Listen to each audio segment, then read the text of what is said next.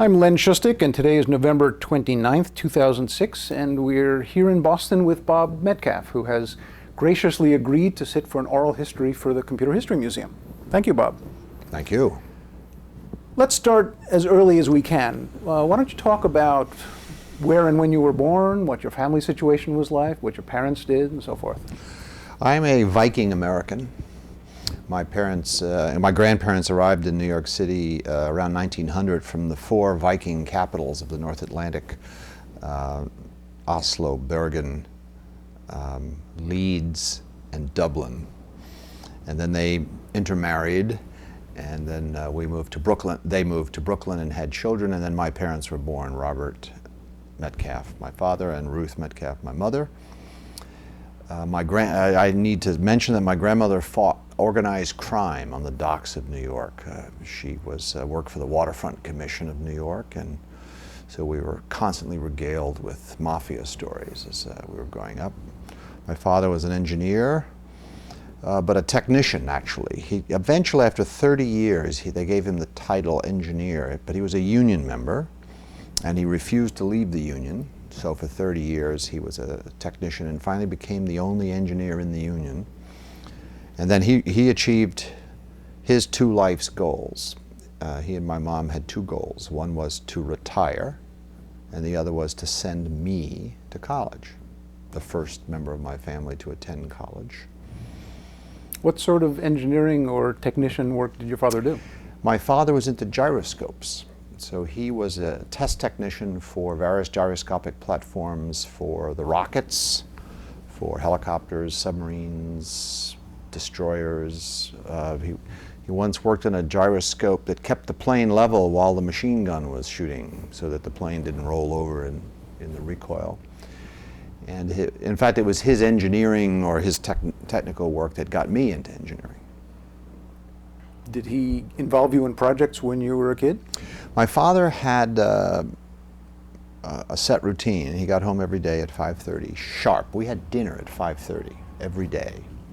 A different one, although it was the same one each day of the week. So we had spaghetti on Friday, I remembered. My father was Catholic, so he'd have spaghetti and fish sticks. And my mom and us, we were Lutheran, so we had spaghetti and meatballs.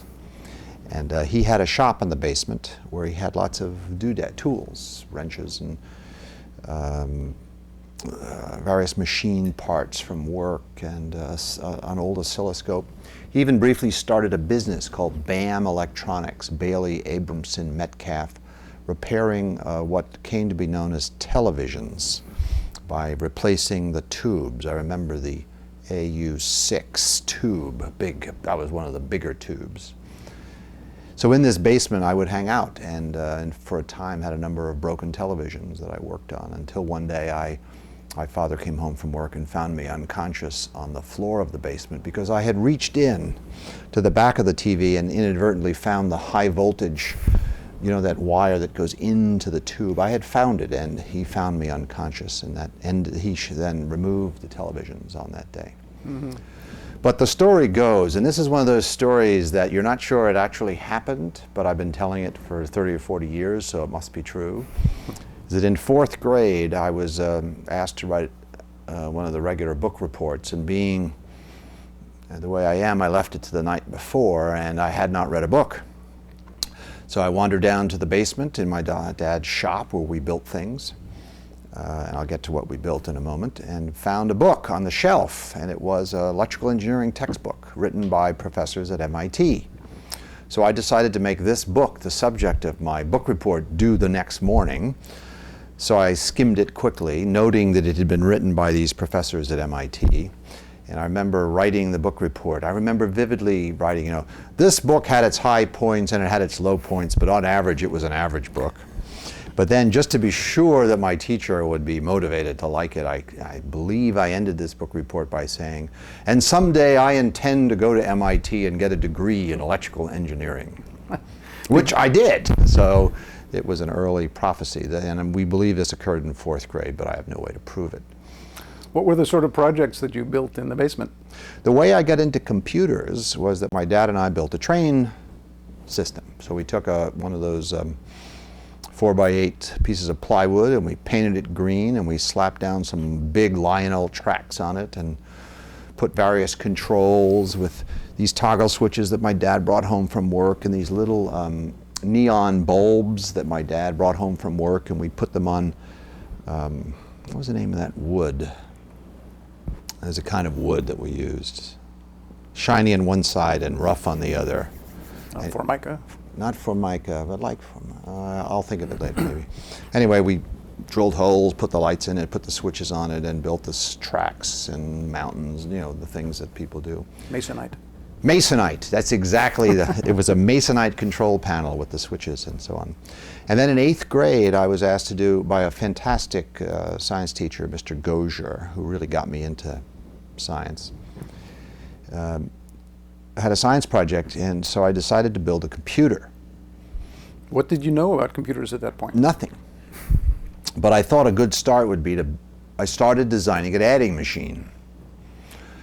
But I didn't learn binary arithmetic until the month after this project was turned in. So I began building the adding machine with the toggle switches. There would be a row of toggle switches labeled 1 through N, and another row of toggle switches labeled 1 through N, and then a row of neon lights left over from the train set that were labeled 2 through 2N, and I began figuring out every combination.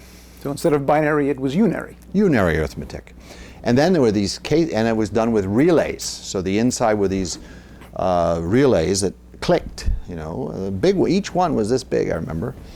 So I started figuring out every case, and in the end, I could not build an adding machine bigger than 3 switches, 1, 2, and 3, and 1, 2, and 3, and then 2 through 6. And if you turn the 2 switches up, the sum would appear by lighting 1 and only 1 of the neon lights.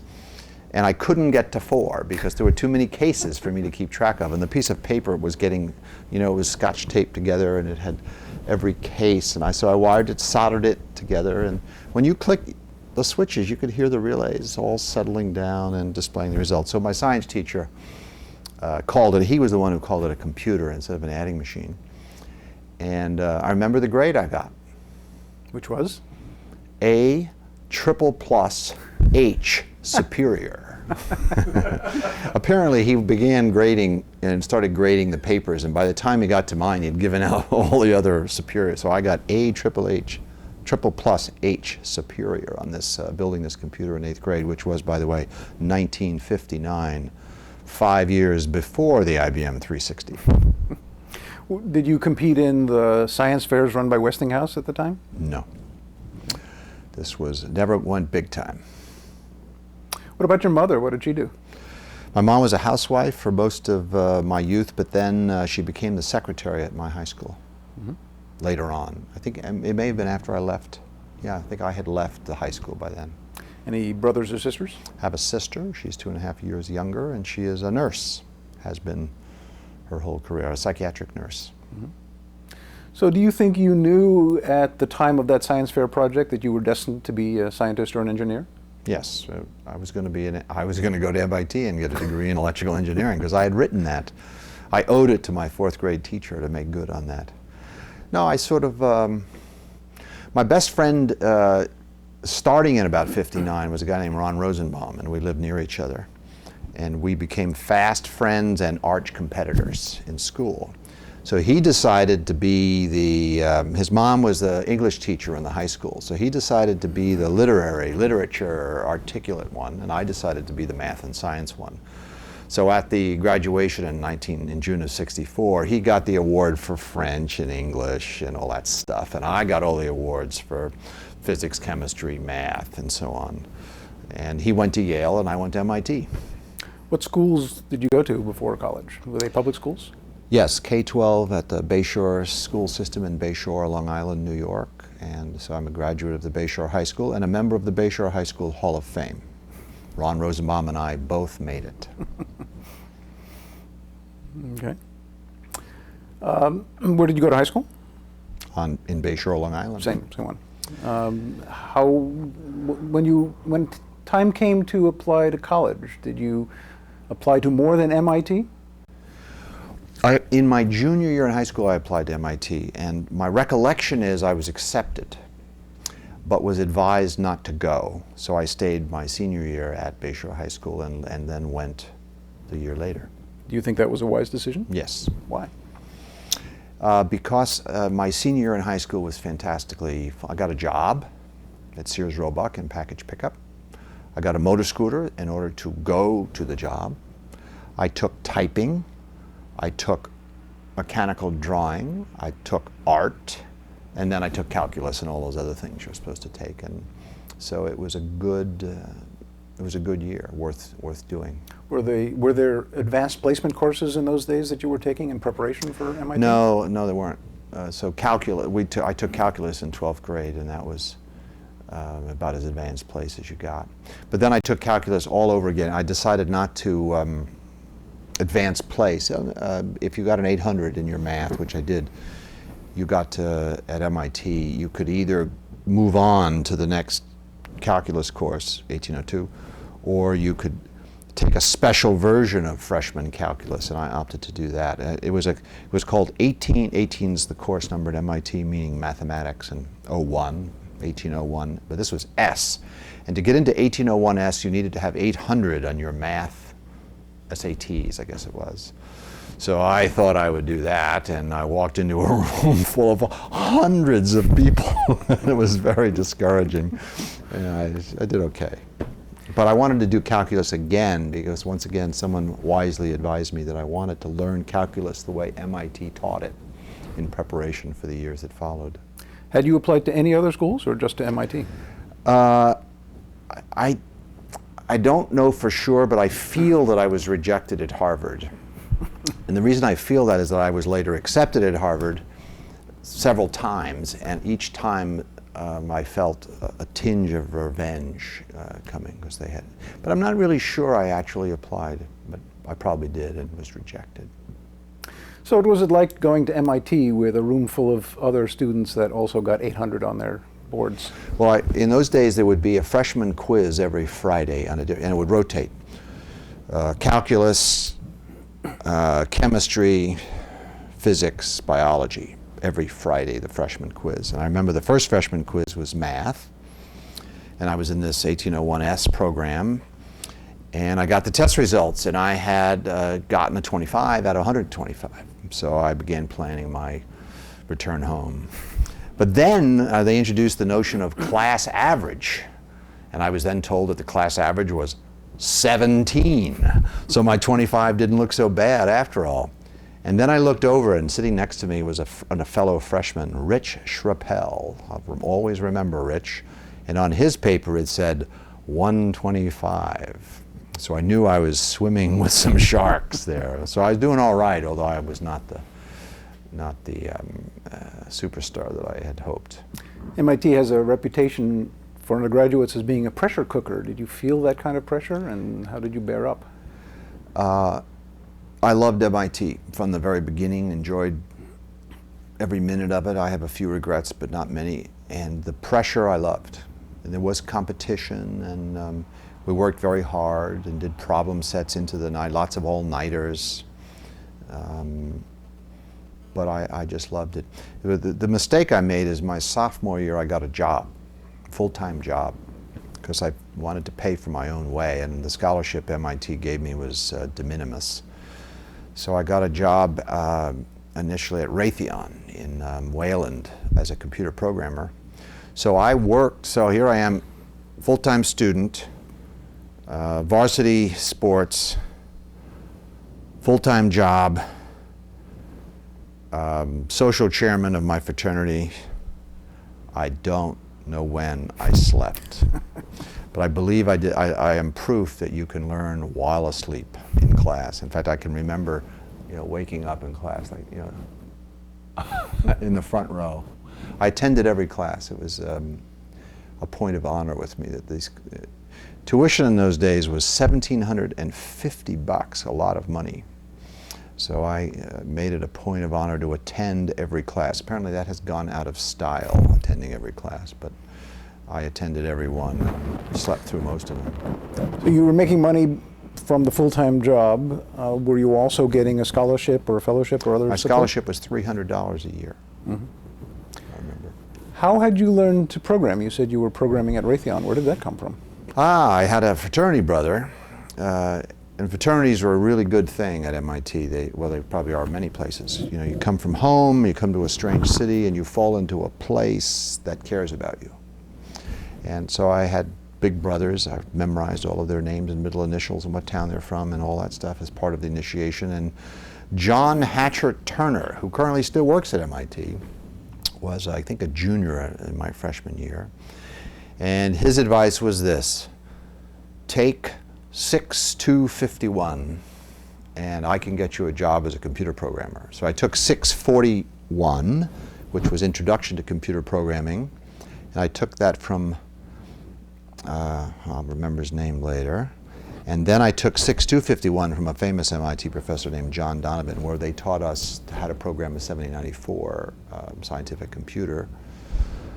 And then I showed up at Raytheon and they said, "What's your background?" I said, "I took 6-251. They said, "You got a job. Now just learn how to program this thing." And they gave me a Navy submarine targeting computer to write programs for.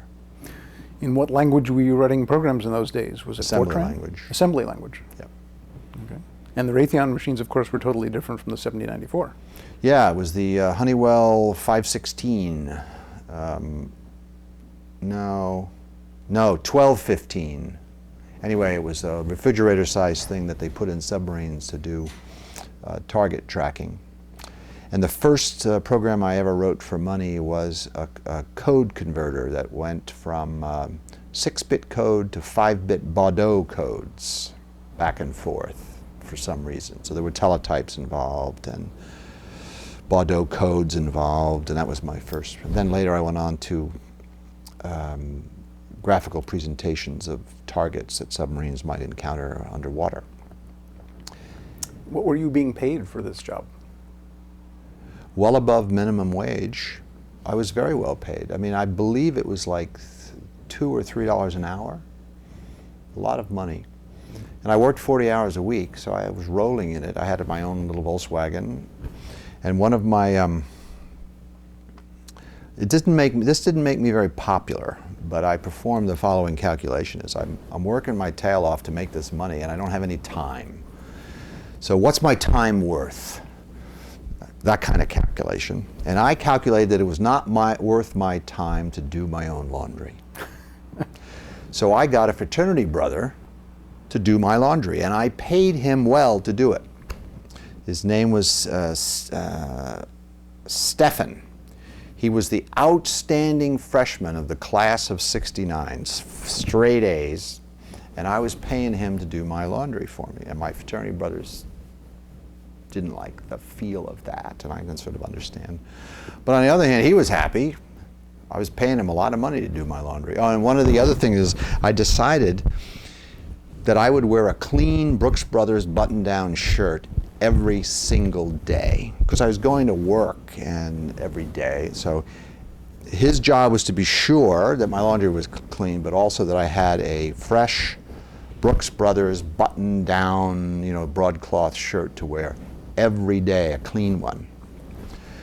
So what was it? Bill Steven. He was also the New England épée champion. So here's a guy, straight A's, and we had a great relationship. It's just the other guys in the house thought that this was something wrong with that, and I didn't see anything wrong with it. Obviously, he had done a different calculation for what his time was worth. Yeah, and it was easy for him to do while he was doing his own laundry, and he saw my problem, because I was doing a lot of things. I didn't have a spare moment. I was very efficient with my time. Did you enjoy programming? Is that something that you thought you might want to do as a career? Sure. What did you like about it? What did I like about it?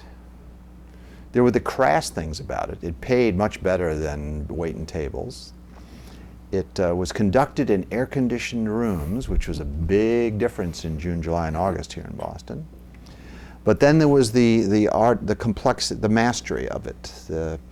getting these big expensive things to do what we wanted them to do. And it was like a puzzle. There was the puzzle aspect, like figuring out the crossword puzzle. Had you been a puzzle player and a game player?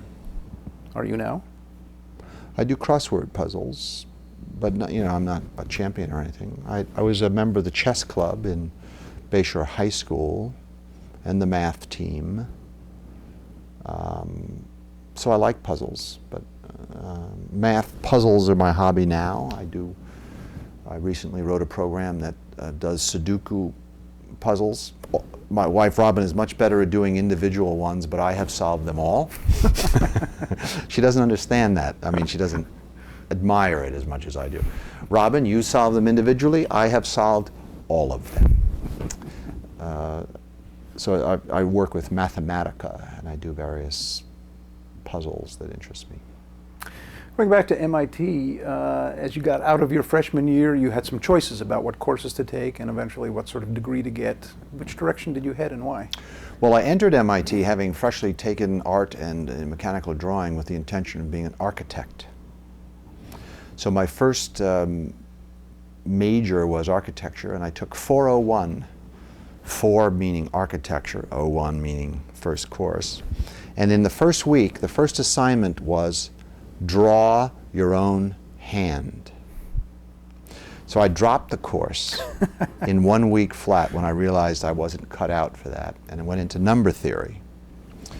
So then I became, but that was only, that lasted a year, and then I switched into physics.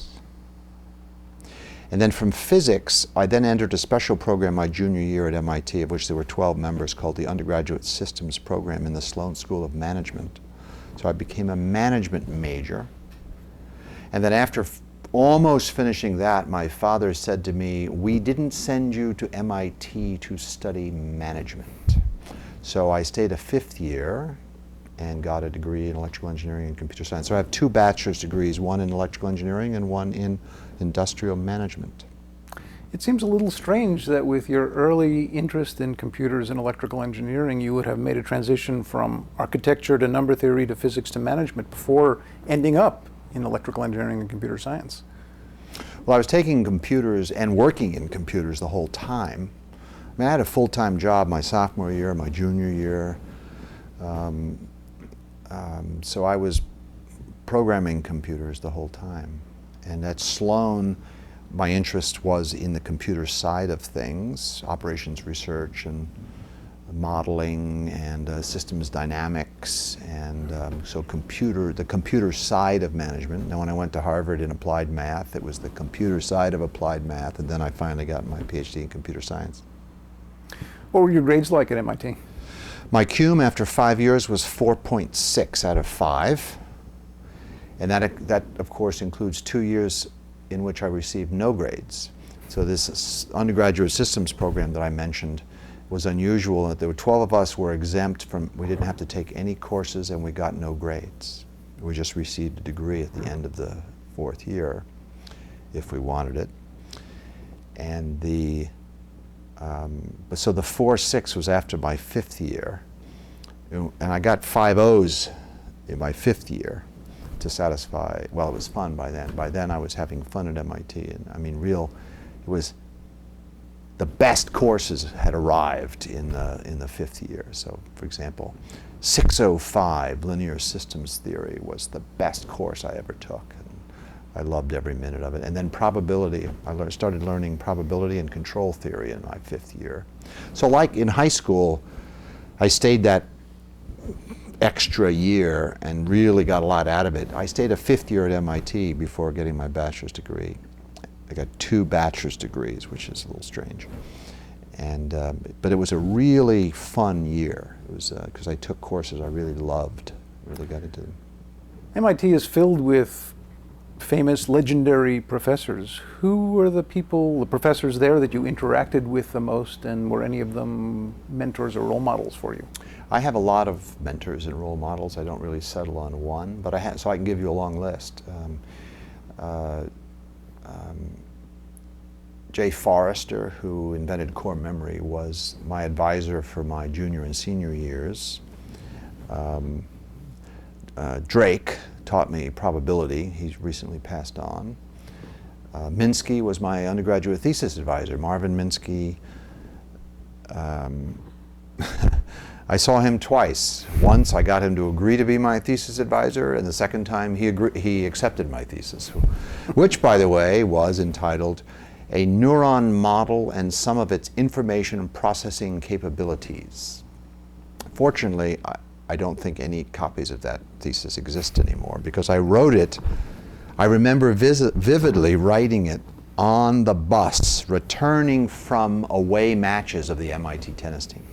I was captain of the MIT tennis team and traveled a lot between jobs and everything else. And I wrote the thesis on the bus, and that's how good it was.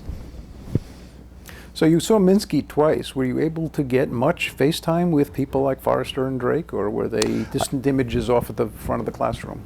A lot of time with Professor Forrester. He's a very conscientious professor in terms of time with students. On that point, he invited the members of his undergraduate systems program to come to his office on Fridays for writing class. So we showed up, and he asked us to write in our first Friday afternoon meeting. Not all of us showed up, just a few, including me. And he asked us to write an essay on any topic we wanted. So we wrote our essays. We came in the next Friday, and then we read them to each other and edited them. And he sent us home with a new assignment, which was to write the same essay. And we did this, my recollection is, 19 times. And the most important thing I learned from that was that J. Forrester thinks that writing is important. So I believe writing is important, and he taught me that. Alvin Drake was a great teacher. I didn't spend a lot of time one-on-one with him. I was just taking Introduction to Probability Theory from him. I took a course from Marvin Minsky in which he was the lecturer, Artificial Intelligence, obviously, course I took from him. J.C.R. Licklider was a professor at MIT who I actually took a job with eventually, and so worked in his. So my full-time job switched to MIT. When I graduated from MIT and went to Harvard, I then got a job, kept working, but my job was back at MIT in Licklider's laboratory. One tends to form very close friendships with other students as an undergraduate. Are there students that you formed friendships with that lasted or last until today? Sure. A lot of fraternity brothers, normally, as you'd expect, I mean. And my friend, and I have several friends from this undergraduate systems program, like Nick Cavada, class of '68, and Clyde Reddick, class of '68. I just saw him again last week. Kevin Kinsella, fraternity brother, class of '67. It's funny, I'm on the board of two companies at which there are principals, one the CEO and one the VP of engineering, who were MIT class of '68. I only met them recently. I didn't know them. The class of '68 had 1,000 members in it, and apparently I didn't meet that many since I was somewhere else most of the time. So after 5 years, you graduated with 2 bachelor degrees from MIT. Why did you go to Harvard? It was in town. It was not MIT. The advice I got was, you've been at MIT 5 years, you should try something else. In retrospect, I believe that was a mistake. Going to Harvard was a mistake. For you, or? For me. Okay. I didn't like Harvard. Why? I hated Harvard. Did I use the word hate? I hated Harvard. I hate Harvard. I hated it. It was oil and water. It was, it's a really long story. I just hated it from the very first day. It's probably just bad luck. There's probably just a few rotten eggs I ran into there that just set me off. But basically, the ARPANET, Internet 1.0, as I like to call it, was just getting started as a thing that graduate students got funded to do. And that's how I thought you chose your PhD dissertation. You say, what's ARPA funding now? ARPANET, okay, I'm going to do that. And so here I am at Harvard, a first-year grad student in the PhD program in the Division of Engineering and Applied Physics, and I had just taken a full year of digital design projects at MIT. I actually helped build part of a computer, got really facile with digital electronics. And what we were busy doing, all of us across universities around the United States, was connecting our university computers into the packet switches, the IMPs of the ARPANET. And there's Harvard with a PDP-10 and an IMP. So I said, hey, I just graduated from MIT learning how to program, digitally design things. Why don't I design the IMP interface to connect the PDP-10 to the IMP? And Harvard said, that's too important for a graduate student to do. We're going to get a company to do it. And subsequently, they hired a company that you may have heard of called Bolt, Beranek, and Newman, the very designers of the IMP, to do it. BBN then turned around and hired another graduate student to do it for them. Ben Barker is his name, which I resented. So I turned around and went down the street to Project Mac, now known as CSAIL at MIT. And I knew some people there, and there were some openings. And I said, you have an IMP, and you have a PDP-6, and then a PDP-10 later. I'd like to put those together. I'd like to, since I have just taken a course, and a couple of courses, and MIT said, Al Veza, who was part of JCR Licklider's lab, said, okay, we'll give you a job. Your job is to connect our IMP to our PDP-6, and remember, it's going to be a PDP-10 later, so you have to anticipate that. So he gave me the job. So I started designing while being a grad student. So here I am again, a student at Harvard, but a full-time employee at MIT, which is, by the way, pays better. I was paid more as a member of the research staff at Project Mac than my advisor at Harvard, which annoyed him to no end. He thought I should be working for slave labor wages as a grad student, but I had this cool job. But I turned to Harvard, and I said, you know, I'm designing this interface. I could make 2 copies. I could give you one for free. And that's when they reminded me that Bolt, Beranek, and Newman was going to build their IMP interface, and they didn't need mine. Anyway, that got me started in the high-speed network interface business, designing this. I have it upstairs, by the way. So how did those interfaces turn out, yours and the one done by BBN? Well, they both worked. Okay. Mine, I built it, took me a year, and it worked, and then it was sat there for 13 years. And then it was decommissioned, and they sent it to me in a Federal Express package. Did you do the software as part of the PDP-6/10 to drive it as well? Yes. Well, I did the low level. Yes, I did most of it, but my buddy there was a guy named Bob Bressler. So he did the software coming down, and I did the software coming up from my hardware, and then we split the middle. And then, so we put the PDP-6 on the ARPANET, Bressler and I, and then I started writing my Harvard PhD dissertation on that topic, and was slated. You'll see, this is another reason why I hate Harvard. So I was slated to in my mind, was slated to receive my PhD in the June of '72. That is 2 years after my master's degree. And so I drafted this thesis and went job hunting. And the committee was up at Harvard, and there were some people. I recruited a committee like you're supposed to recruit, and I submitted my draft there and everything, but I didn't pay really close enough attention to what was going on at Harvard. And I went out job hunting, and I got 9 job offers, all predicated on the fact that I would be receiving my PhD in the June of '72.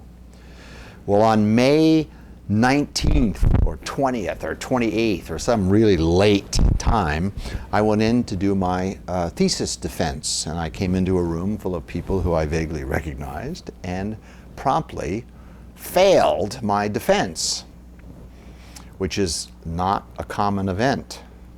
Although I do share it. The current head of the National Academy of Sciences, Bruce Alberts, he also failed his from the same department at Harvard. So we had that in common. Who was your thesis advisor? It changed. I'd rather not name the one under whom I failed, but I succeeded a year later under a man named Jeff Busen, who was a local entrepreneur of some renown. Later went on to found BGS Systems and was a fantastic guy. I knew my meeting with Jeff, my relationship with Jeff was going to go well when in our first meeting he said, "Okay, what do we have to do to get you out of here?" And I said, "Yes, that's the right attitude." And why did I say that? Because I had these 9 job offers. And I had 9 job offers because I had been working on the ARPANET, which was ramping. So all these places out there that hang around ARPA thought it might be a good idea to have someone work there who was an ARPA guy. So it was easy to get 9 job offers because I was in the mainstream of funding of ARPA. What sort of places? Research labs, engineering companies? Well, let me name them, some of them. Well, MIT, although they didn't offer me, had they offered me a job of assistant professor at MIT, I would have taken it, but they didn't. So, as you'll learn in a few seconds, I took another job offer. I was offered a professorship at the University of Kansas, and I would have been so happy had I gone there. It was just a fantastic place. I went to a basketball game there, and the stadium was packed, and it was, and I loved the professors, and Lawrence, Kansas is a beautiful little place. What would my life have been like had I gone there? I don't know. Very different from Boston and New York. And I got an offer from SRI, Doug Engelbart, Xerox PARC. I'm forgetting a few. Oh, BBN, and a few others. But I ultimately chose to go to Xerox PARC, which was just getting started. So we'll talk in a while about why you went to PARC and what happened when you were there, but let's go back to some of your experiences with the early ARPANET hardware and software. What sort of ARPANET-related projects had you worked on at MIT? Well, as an undergraduate, I took courses in digital design. In particular, this is relevant. I built, for a computer, I took the advanced digital design lab course where we built a computer. And my job in that project was to build the main memory. And the way I built the main memory was with an acoustic delay line, which meant I had to build this little digital circuit that would launch these bits down this really long cable that acoustically carried the bits around in circles like this, and then they finally came out the end and they came back into a digital circuit where I had to recover them and then send them back into the, so it was a delay, it was a dynamic memory that you had to constantly refresh. But of course it was a transmission line. So the whole idea of transmitting and receiving was built into that problem.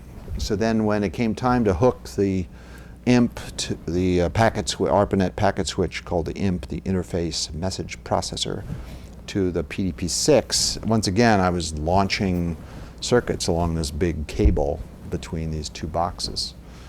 So it was a struggle to build this piece of hardware, which is about this big, and had, I have it upstairs, but it's like 4 small boards, all wire wrapped with the chips jammed in these sockets and then wire wrapped, and the cable coming in, then a bunch of lights to help with debugging and knowing the status of the thing.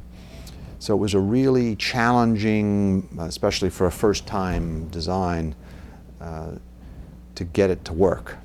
What was the technology? Was this 7400 series SSI? 7400 SSI, yep.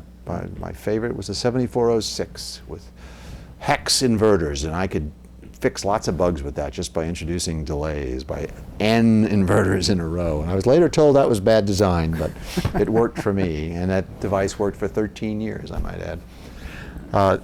By the way, it was for a PDP-6, and the internet protocols had not been developed yet. that is, when I was building this hardware, we had, in fact, Danny Cohen at Harvard and I devised an INCP, an interim network control program, that was later replaced by the NCP, that was later replaced by TCP/IP, 10 years, more than 10 years later. So we're dealing with the raw packets here. There were no protocols. We invented all the protocols ad hoc for our various projects. So but one of the things that was up in the air was the word length. Now in those days, you had 18-bit machines and 36-bit machines, and 32-bit machines were kind of a new thing, and it went on. So it wasn't clear what the word lengths were going to be or what the pattern should be in memory. So I had to, my IMP interface, you specified the word length you wanted, and this baby would assemble that many bits and then jam it into the memory of the PDP-6. So it was kind of a funny thing. So this device is quite big because it has all this modularity in it and flexibility, and all of which I designed out in subsequent high-speed interfaces. Is it all hardwired logic, or was there any microcoding state machine all type stuff? hardwired, no state machines. I learned about state machines at Xerox PARC, actually. But anyway, I designed this thing. It took me forever. I mean, a good portion of a year. And I finally had it, and I got it working. With my test programs, it would work, but it only worked for 15 minutes. And then it would go, and all the lights would go in the wrong direction, and it would die.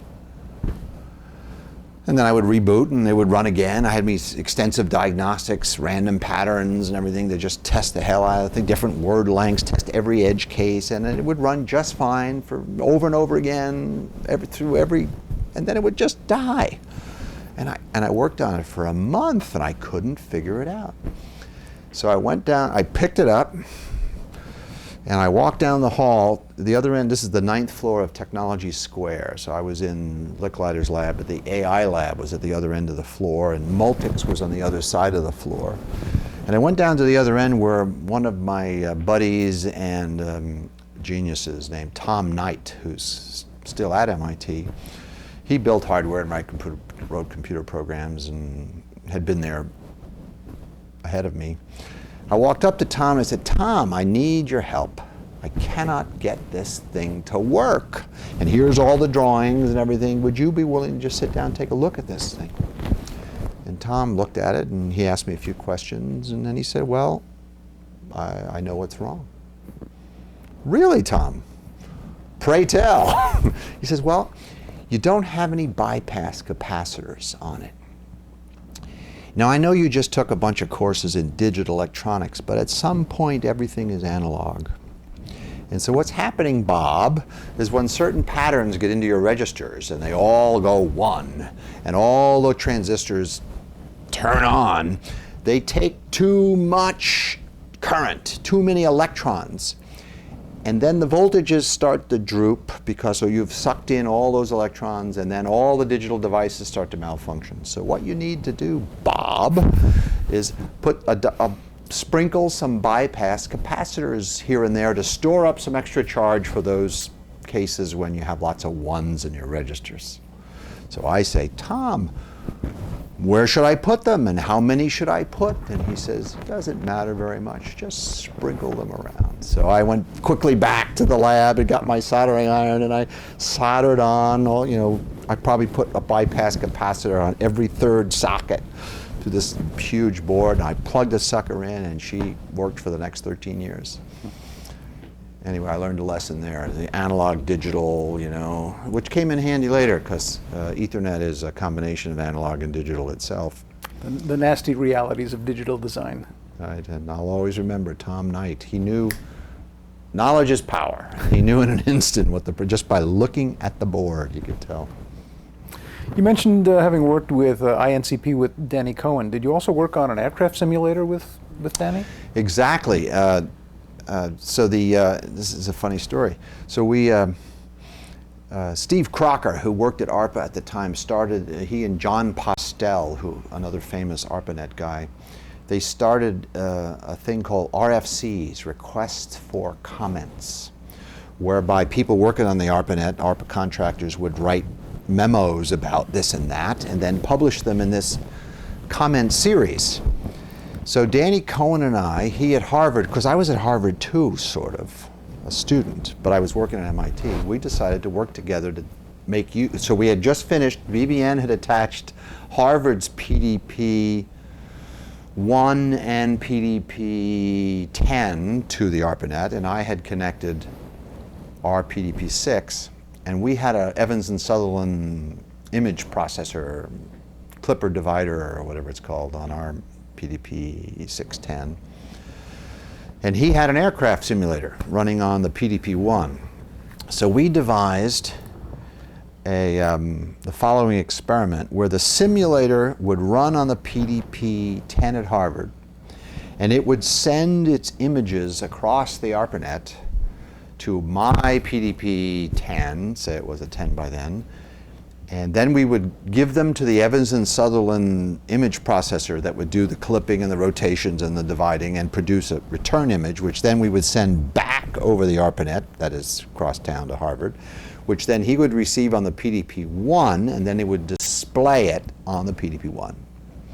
So we had to write all the, the low-level packet protocols for getting this to happen, and we got it to work. And it was kind of cool. I mean, you could imagine better ways to do it, but it was a stunt.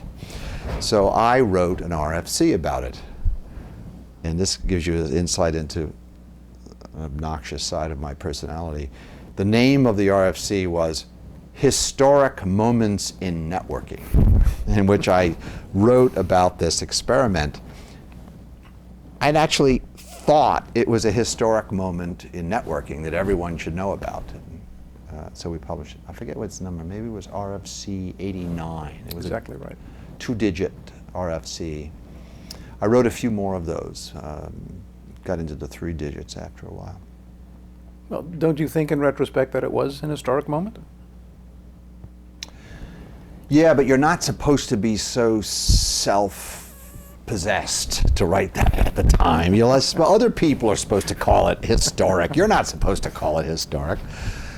But there's a little bit of a promoter in me, I guess. And but what this illustrated though is we wrote an interim network control program to get this to work. And we wrote programs for a long time to get this to work, and then threw them away. That is, there was nothing. This was just prior to the NCP that we came up, others principally, but I among them came up with. And then so a protocol standard was developed called NCP for how you would reliably send packets through this ARPANET switching thingy and recover them. And then we invented a protocol, which maybe you've heard of, called the Telnet protocol for doing remote logins. And we documented that in some RFCs, and I implemented it for our PDP-10. And oh, by the way, each of these PDP-10s ran a different operating system. So my PDP-10 ran ITS, which is the same one the Artificial Intelligence Lab ran. BBN had another operating system for the PDP-10 called Tenex. So we had to do the Telnet protocol over and over again for each of these operating systems. I checked the index of the RFCs, at least for the first 20 years, and I think you had contributed to 9 of them altogether. Yeah. One was interesting. It was RFC 602, which was a warning that you issued, this must have been 71 or 72, about security faults in the internet. And the RFC was called "The Stockings Were Hung by the Chimney with Care." Do you remember that one? And yes, the warning I'm very proud of that one, because I claim, when I'm bragging, that was probably the first time anyone warned the internet community that we were not paying attention to security. And what had happened was a couple of high school students hacked into the ARPANET through one of the early tips. A tip was a way to dial into a telnet program so you could then log into any of the computers on the ARPANET. Imagine that. And some high school students, and they were, as I recall, they were probably in Los Angeles, around UCLA, somewhere like that, and they managed to find out the phone number. No one was keeping it a secret, and the modems were acoustically coupled modems were the big thing in those days. And so these high school kids got into some of the computers and did some mischief, and it caught my attention. So I wrote this 602 RFC saying, "Look out, trouble." Of course, we still have security problems many years later, and we will forever. But it is now 33 years later. Do you think the problem has gotten better or worse? Do we have a handle on the security issues now? We've made a lot of progress. Security will never be solved, ever solved. It'll always be a problem because it's a trade-off, constantly a trade-off. And but we're a lot better at it than we were. The problem was we were grad students designing the ARPANET, and there were lots of things unimportant to us. Our goal was to get connected. We didn't care about security because who would threaten it? Everybody. We were a small family, and so we didn't really anticipate that anyone would be malicious. And the other thing we left out was economics, since we were being paid. We just didn't put any economics in the ARPANET. So eventually that was overcome in the 90s with the development of economics, like advertising, for example. But still, the internet is recovering from a lack of early attention to security and economics. In October of 1972, there was a very famous conference at which the ARPANET and its interconnectivity was demonstrated. You had a role in that conference. Can you describe what you did? Yeah, in 72, the ARPA people, led principally by Bob Kahn, decided to have a coming out party for the ARPANET. And they scheduled it, I remember vividly, in October 70 at the Hilton Hotel in Washington, D.C., where we were to have a 2 or 3 day demonstration of the ARPANET. And I'm out in Palo Alto, California, working. Oh, by then I had gone to, 72. I had just gone to Xerox PARC in June of 72. Which is when I was supposed to get my PhD from Harvard, but didn't, and Xerox said, "Come anyway and finish while you're here," thank God. So when I caught wind of this demo, I was invited to participate in this demo, and I said, "I know what I will do. I will write the book that people can use to wander around the ARPANET and get various demonstrations." So I wrote the book. The title of the book, it was a booklet, and it was called Scenarios for Using the ARPA Computer Network. And all it was a manual for what you type when you go here, and what you go here, and what you do when you go here and here and here. And then I went to the event, and this is 1972, so imagine me wearing a big red beard, huge red beard, and wearing wingtips. I loved wingtips because I had been to this Sloan School of Management. It's sort of a semi-hippie, a right-wing hippie. So I'm helping give this demo, and so they gave me packs of visitors to give the tour to, which meant going around from teletype to teletype and then giving them copies of the book that I had edited, this booklet. And they gave me 10 AT&T executives to give the tour to, all of them wearing 3-piece pinstripe suits. So I started on the tour and was very proud of this project and very enthusiastic about it. And right in the middle of the tour, the packet switch, which was on a pedestal in the middle of this Hilton Hotel ballroom so that everyone could see it, crashed. The one time during this 2 or 3 day event, I forget how long it was really, it crashed while I'm typing. So imagine me, there was 10 guys in pinstripe suits behind me, and I'm typing, and whoops. You know how in those days you'd hit the teletype keys and nothing would happen. The echo plex wouldn't plex. And you're going like this, and you get that dead sound that a key makes when nothing's happening, and oh, it was really bad. And so I turned around to begin to explain, apologize, and to see behind me 10 people all smiling broadly. the picture is burnt into my. These people were amused and pleased that the ARPANET had crashed, because this confirmed for them that they were going to make it to retirement without having to try to deal with this technology. So we were threatening the telephone company.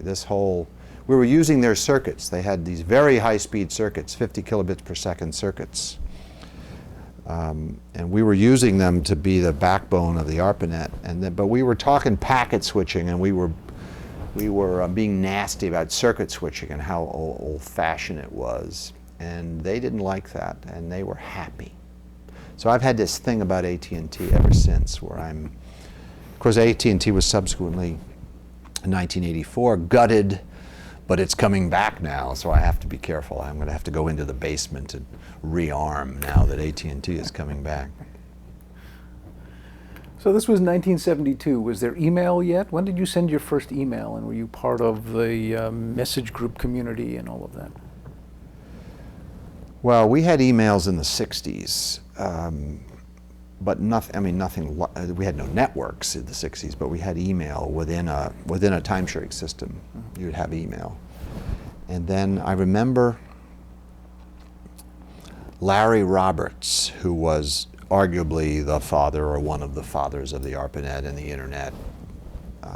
He's largely been forgotten now, but he was the man in those days. And so here's the guy, he's head of the ARPA Information Processing Techniques Office, the funding agency that had funded the whole ARPANET under his direction. And this man had a TICO macro for writing and reading email. TICO was a text editor. TICO, text editor, a programmable text editor with macro. We all used TICO then. This is before everything. So this is a text editor in which you could write computer programs in it for manipulating your text. And Larry had written some TICO macros for formatting emails and showing the columns and the rows and the tos and the froms. And I thought it was really cool that the head guy who administrated all of ARPANET was writing TICO macros. I remember that was really cool. And that's when the famous @ invention. Ray Tomlinson, who was at that time privileged to be a system programmer at BBN working on the 10X operating system, which became the preferred operating system for PDP-10s, wrote and 10X had been proliferating out of BBN to all the ARPA sites. So his email program was the one that was proliferating out of BBN. So he became the inventor of email, and got to be there when @ was chosen to separate the name of the person from the name of the site where the email was done. And we all adopted. Now, so, email, he didn't really invent email, but he made this pivotal contribution of this email program for 10X with the @ and the rest is history. Now this is before TCP, before DNS. How did you address hosts on the network? Interesting that you should ask. One of my early contributions to the ARPANET was to organize a conference at MIT called the System Programmers Workshop that Al Veza and Al was my boss, since retired at MIT. So we organized this, and I was the system programmer for the ARPANET, Bob Bressler and I. So we organized this System Programmers Workshop and invited all like people to come to MIT. And what we were going to do was test the connection of every machine to every other machine in an n by n matrix. And we were going to log into them. And I wrote a survey program. I wrote a program that would just systematically go and try to log into every other site on the net and display how successful it was, how long it took, whether it was a successful connection, what happened. It was called Survey that I wrote. And I had to have a way to refer to these machines, and there was no DNS, and there was no... So I just made a little text file and it contained the octal of the host number and the text that would be displayed when that octal was encountered in the correct field. So the survey would then say, MIT DMS, MIT AI, MIT Multics, Harvard PDP-10, UC Santa Barbara 36091, UCLA Sigma 7, SRI, names that I typed into a file. So then when the survey was, when we did the n-by-n matrix of all these connections, we just went to my little file, and every time we came up with a little octal number, we would just look up the text and display it. This is way before DMS. And of course, it made sense that this should be, so every system programmer had such a file, right? They all had to do this over and over again. So somewhere along the line, someone said, duh, why don't we have a system for automatically updating these files and sharing them? And that became the DNS. I didn't do the DNS, but someone did. Right. Was this before SRI had the Network Information Center, the NIC? No, the NIC existed in '72. That booklet I wrote for the demo in October of '72, I wrote at Doug Engelbart's lab at SRI on Ravenswood Boulevard. I'd drive over there and type it into NLS with the mouse and the key set and the little, the book was published at the, what was it called? The NIC, the Network Information Center at SRI, at the NLS, the online system NLS that Doug had developed. You, at that point, had already pointed out that we would have security problems with these networks. Did you also anticipate problems with email, spam, authentication, flaming, that sort of thing that developed later?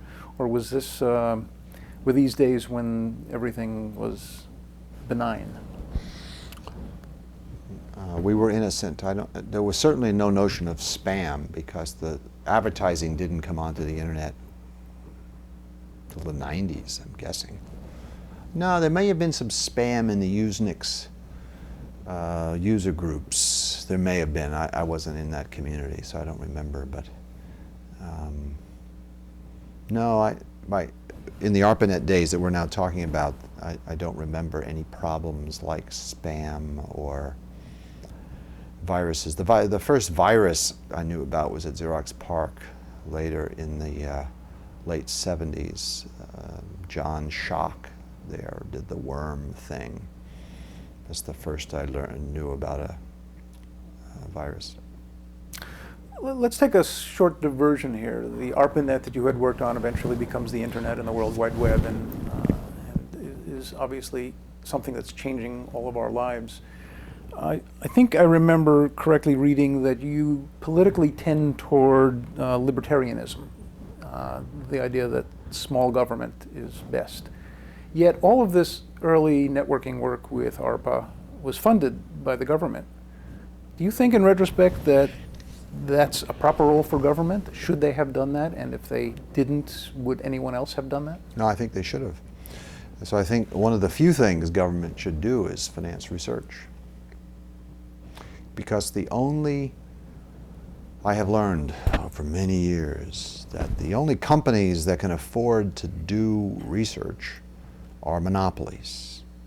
Real companies can't afford to do research, other than monopolies.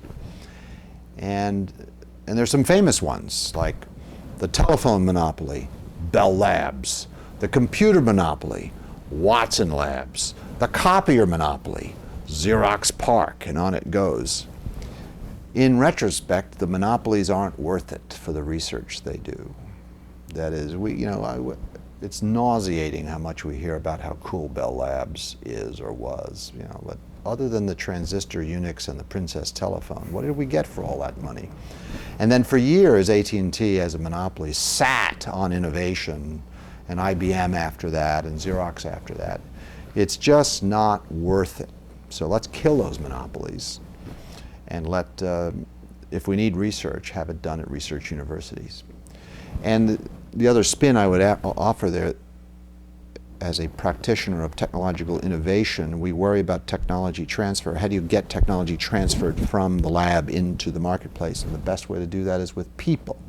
And it is the business of universities to graduate people. So let's do our research there, and I think the ARPANET is a great example where the government financed some research.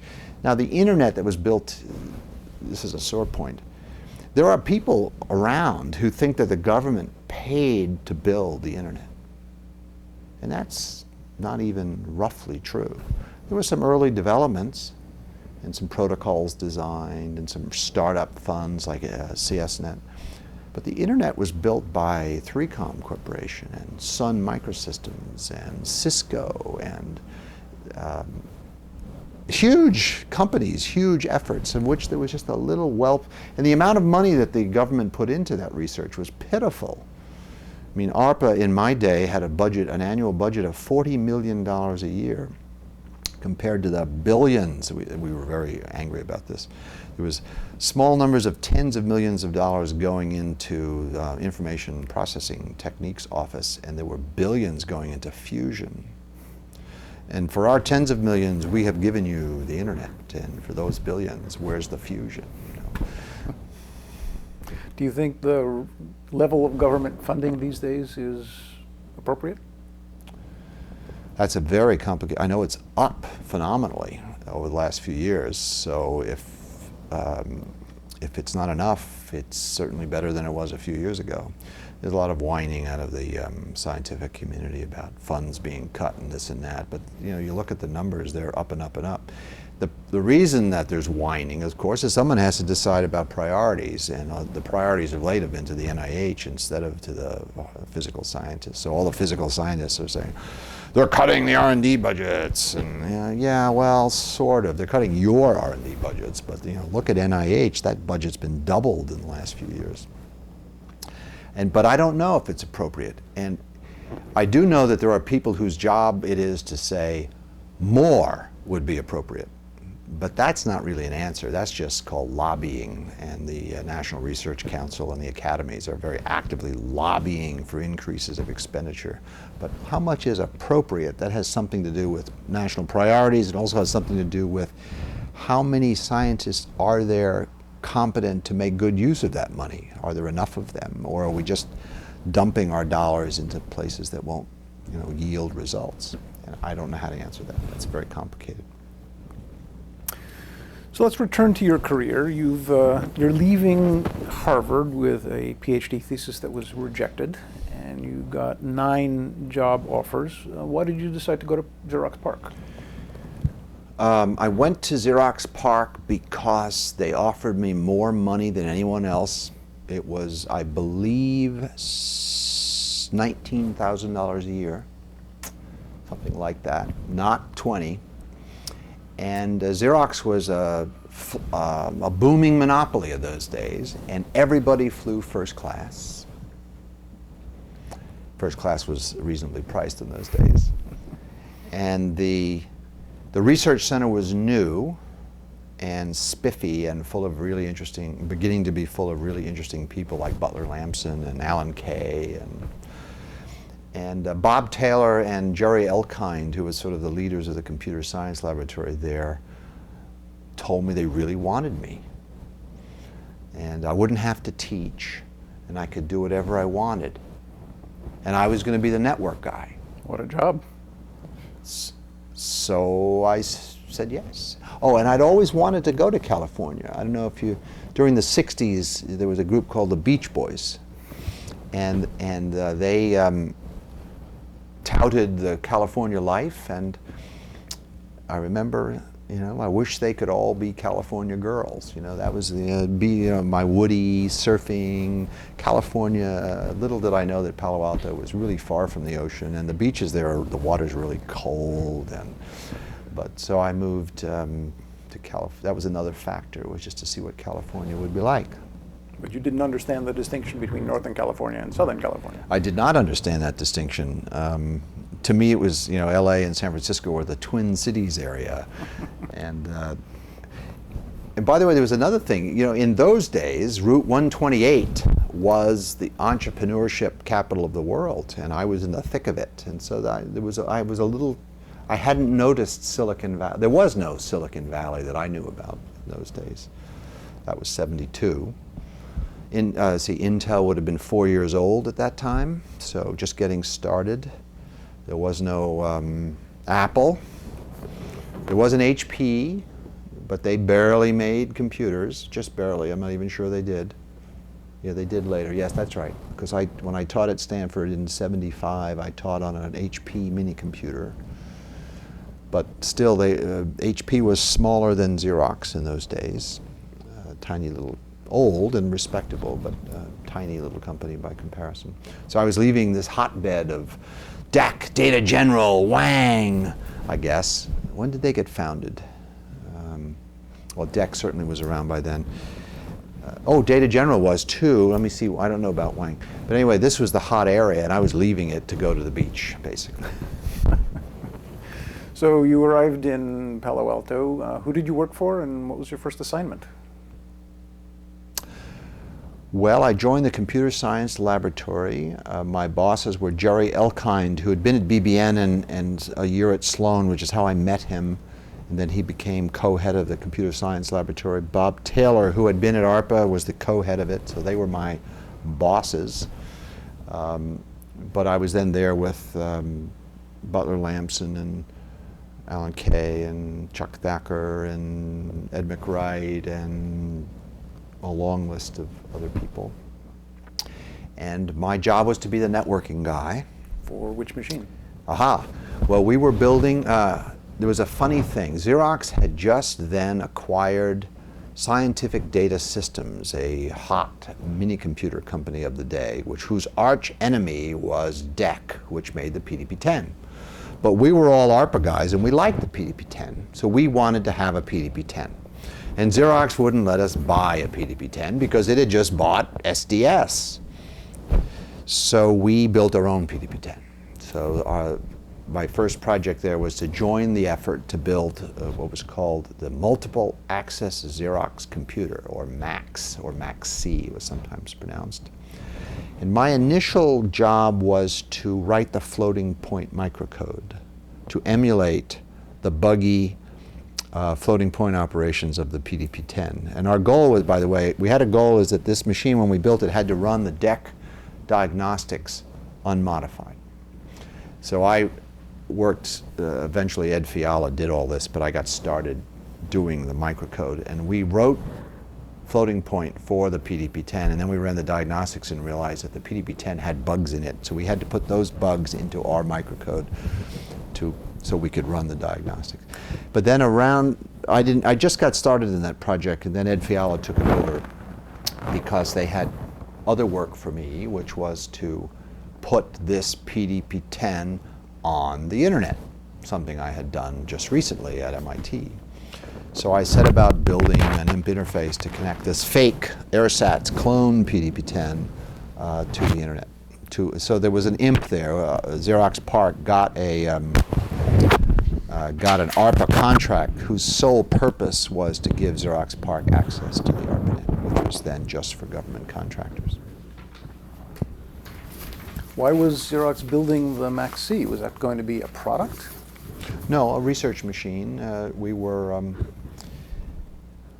that's a good question. I think we were just building it because we wanted to, and it would be Xerox, it would be a tool for the scientists there. We couldn't have our own PDP-10, so we just built it.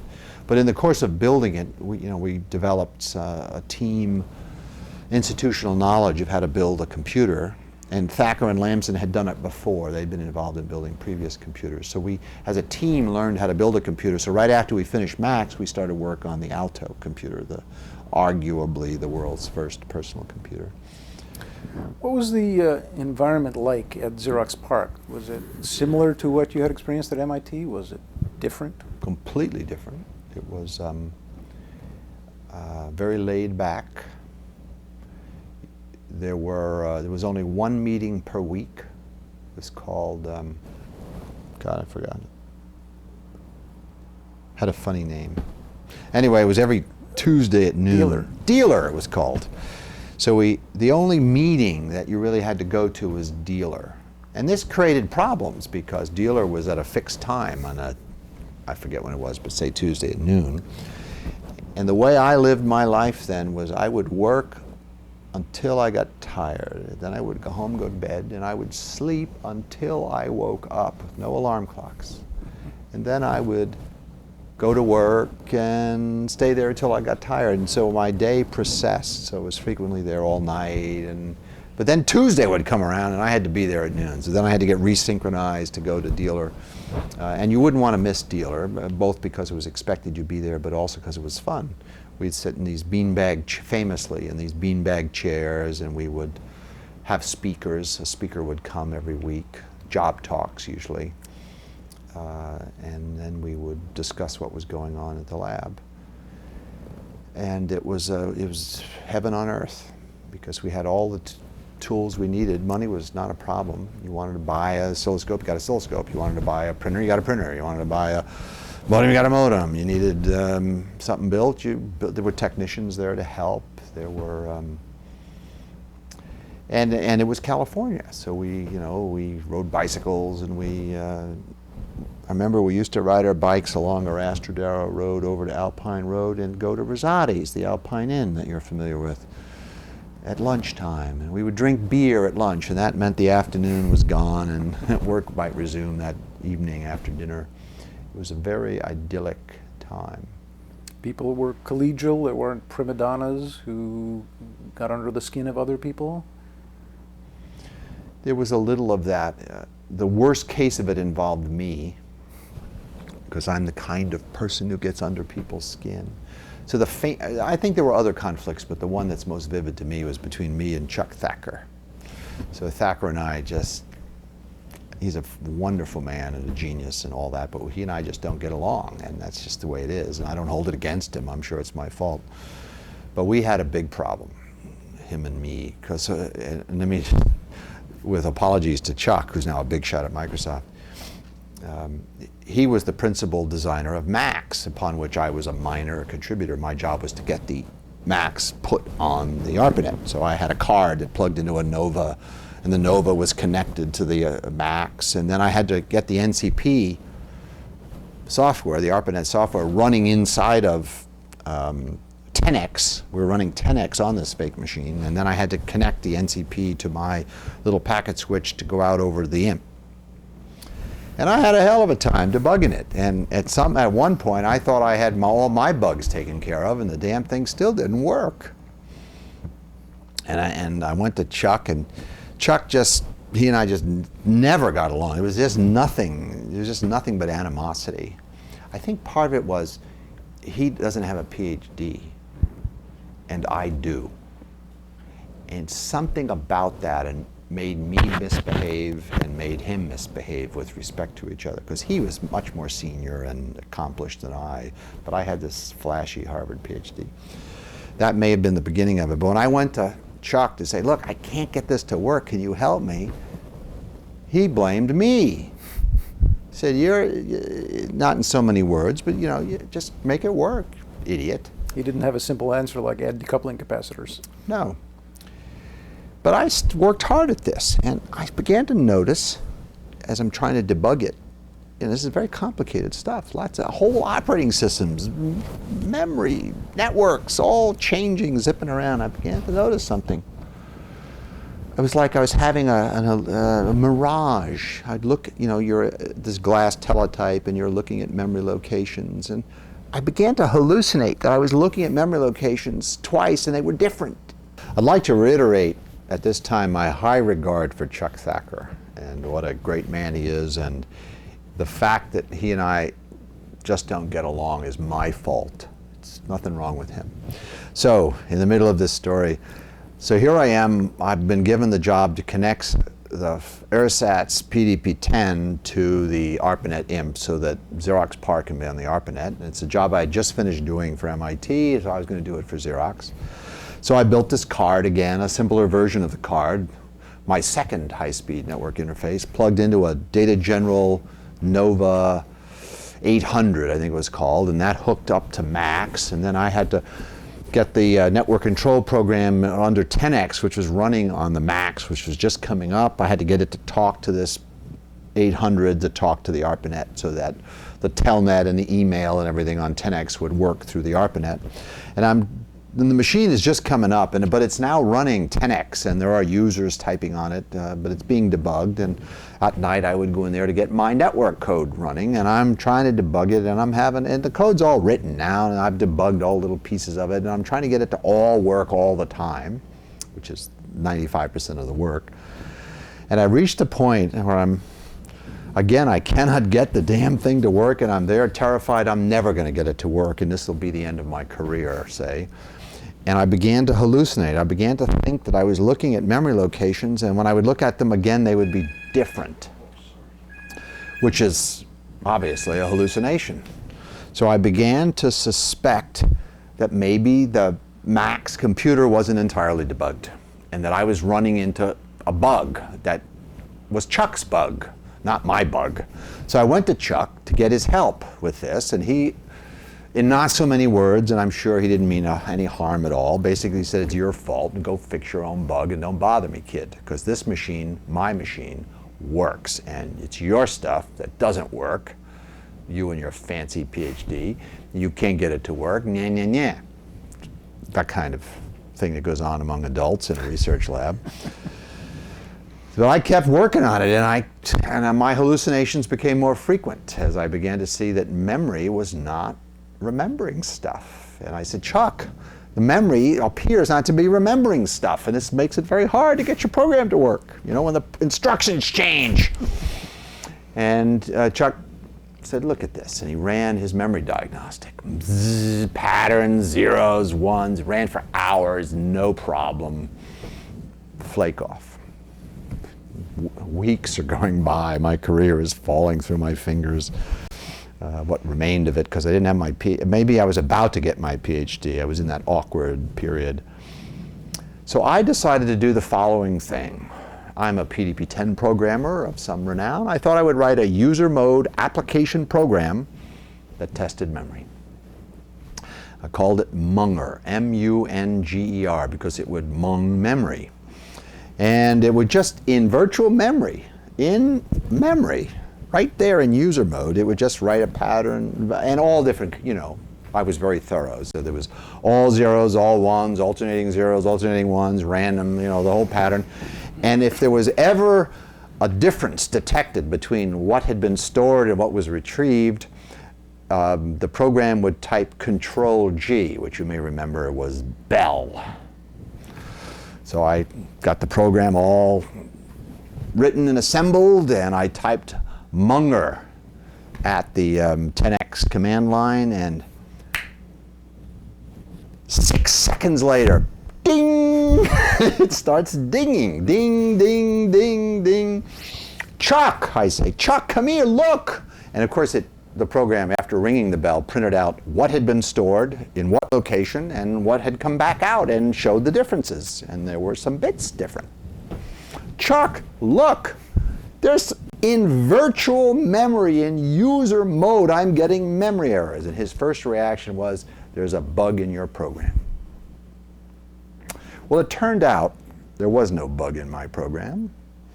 It turned out that Chuck's memory diagnostics tested the CPU port into memory, but they did not test the disk port into memory. So every time this time-sharing system swapped out to disk and then loaded the memory back in following a page fault, there was a chance that the page would come in different. And oh gosh, yes, Bob, you found this bug, and we are now going to fix it. So we need to improve our memory diagnostics to test the port to disk. And guess what? My NCP started running, and everything became hunky-dory, and it ran for years thereafter, and it all went away. But not before seriously damaging my relationship with Chuck Thacker, because I kind of held this against him, and he kind of held it against me, because I was so obnoxious as to write this program called Munger, which I ran for years thereafter, and it never got a bell ever again. So to his credit, he knows how to build a computer. And this very same thing happened on our next computer, which is after Macs got running, we decided, Chuck, Butler, Alan Kay decided to build the Alto, the world's first personal computer, and I'm the networking guy, so this very interesting thing happened.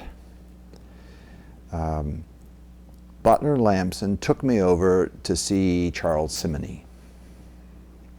And Charles was working on a network for Xerox PARC. And it was a 50 megabit per second version of the 50 kilobit per second ARPANET with little tiny high-speed packet switches that would be routing packets around the building at 50 megabits per second as opposed to 50 kilobits. And Charles called this network SIGNET, S-I-G-N-E-T, Simonyi's infinitely glorious network. And Butler said, Bob, you're the networking guy. I think you should take this project over from Charles because Charles, I'd like you to work on our text editor called Bravo. Charles said, fine. I said, fine. He went, wrote Bravo, wrote Word, is a billionaire, to make a short version of that story. But then I got SIGNET. And I started looking at it, and I had just then gotten my PhD approved. And the way I got my PhD approved,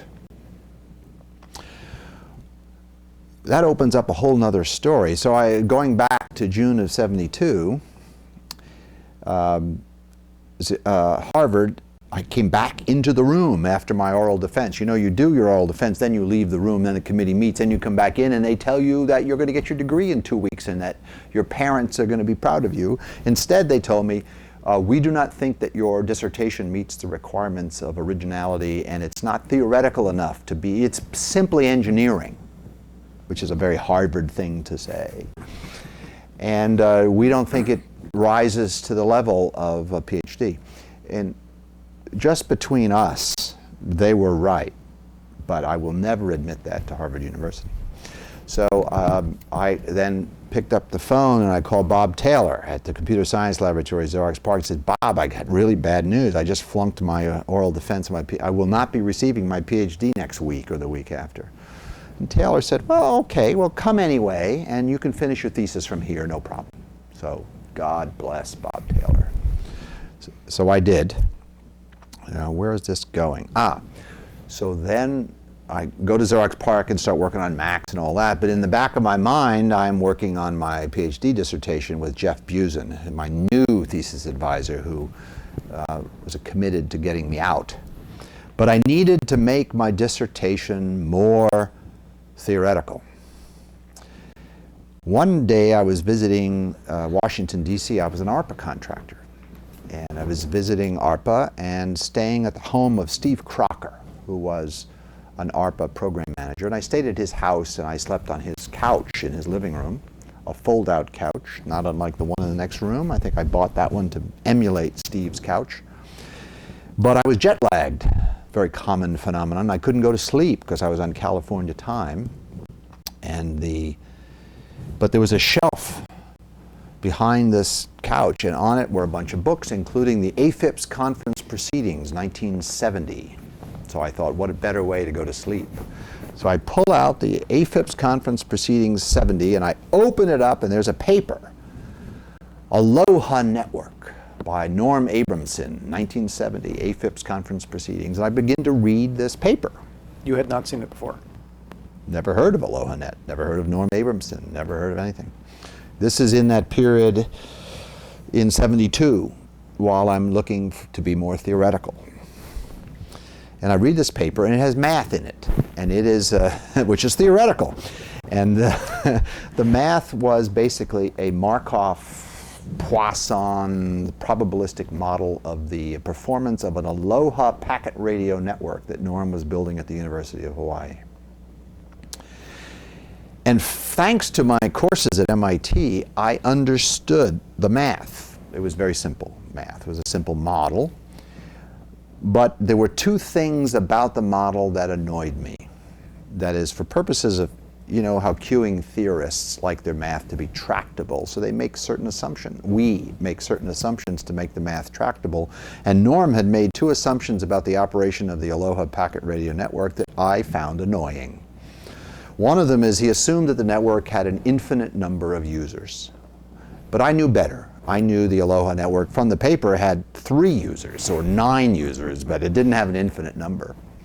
And the other thing he assumed was that these people who were basically typing on terminals connected by radios to a 360 mainframe at the Manoa campus at the University of Hawaii, they were typing in card images and hitting return and submitting them. And he assumed that they would go on typing no matter what happened to the network. So after sending this card image, if you didn't hear back, you would just keep typing. Well, that's not how users behave. So I decided to do a new model, a theoretical sort of thing, of the operation of the Aloha network, fixing these two assumptions. That is, finite model, n users for some n, that could be 4, and with blocking, meaning if I didn't get an answer, I would stop typing until I got an answer. And I did the math, and it's not really sophisticated. It's okay for PhD kind of math. And I discovered that, of course, the Aloha channel behaves roughly the way Norm said it would. In other words, my refinements didn't really change the answer that much. A little bit, but not much. That is, for large enough n's and low enough receive. 17% was the throughput of an Aloha channel, and I got something like 17% too, but not quite. But in the course of doing this model, I noticed the following interesting thing. I noticed that when it came time, you may remember that the way the Aloha network worked is that one of these terminals would form a card image and send it in on a radio channel and then wait to see if an acknowledgement came back on the return channel. And the return channel was a broadcast channel that went to all the terminals, and the incoming channel was shared.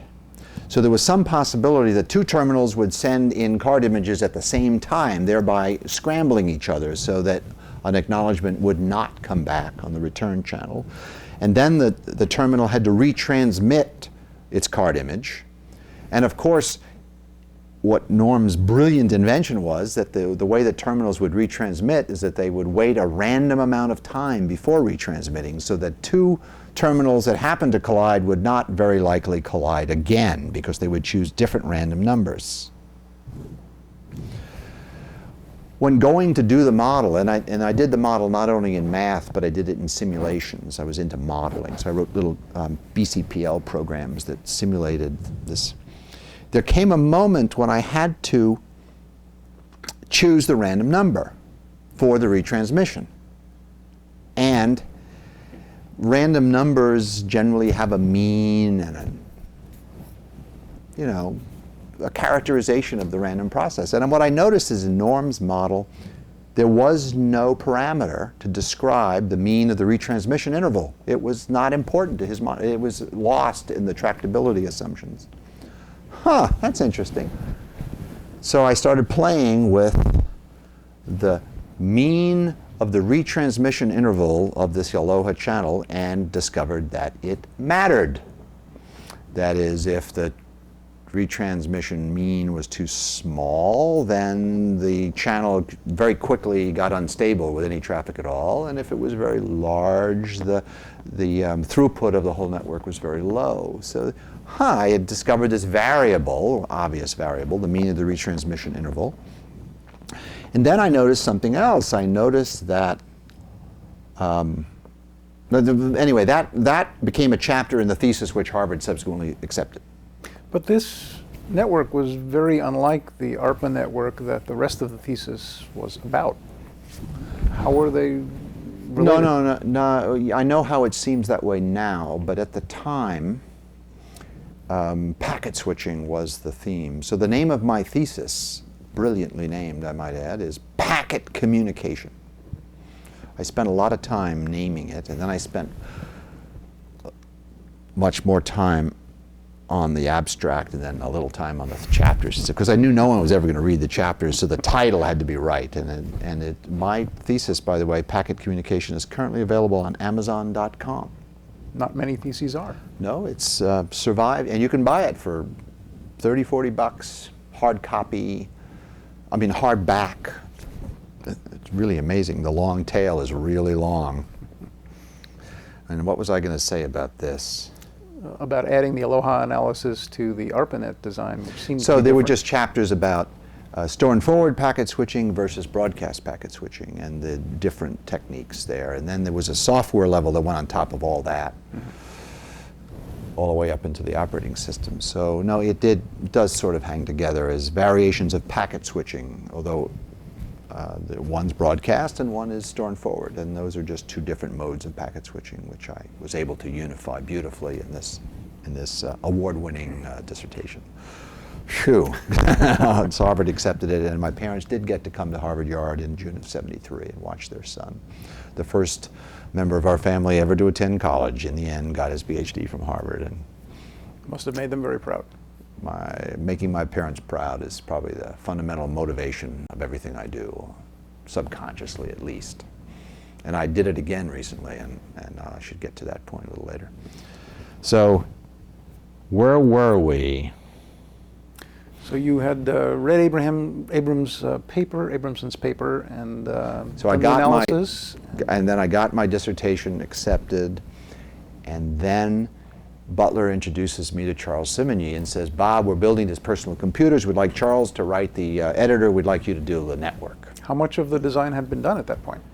He had sketches and designs of how he would build these, Charles did, of how he would build these high-speed packet switches. And he gave them to me, and it wasn't a detailed design, but it was pretty far along. He'd been working on it for some months. And so then I looked at it, and I had just finished doing this Aloha thing, and I got a bee in my bonnet that there were just too many notes. That is, it was just too complicated. Yet it was a different version of something that already worked and that you had worked on, the ARPANET. Yes, but it was a lot of mechanism for within a building. And the 50 megabits per second was a bit of a stunt. That's a really huge number in those days.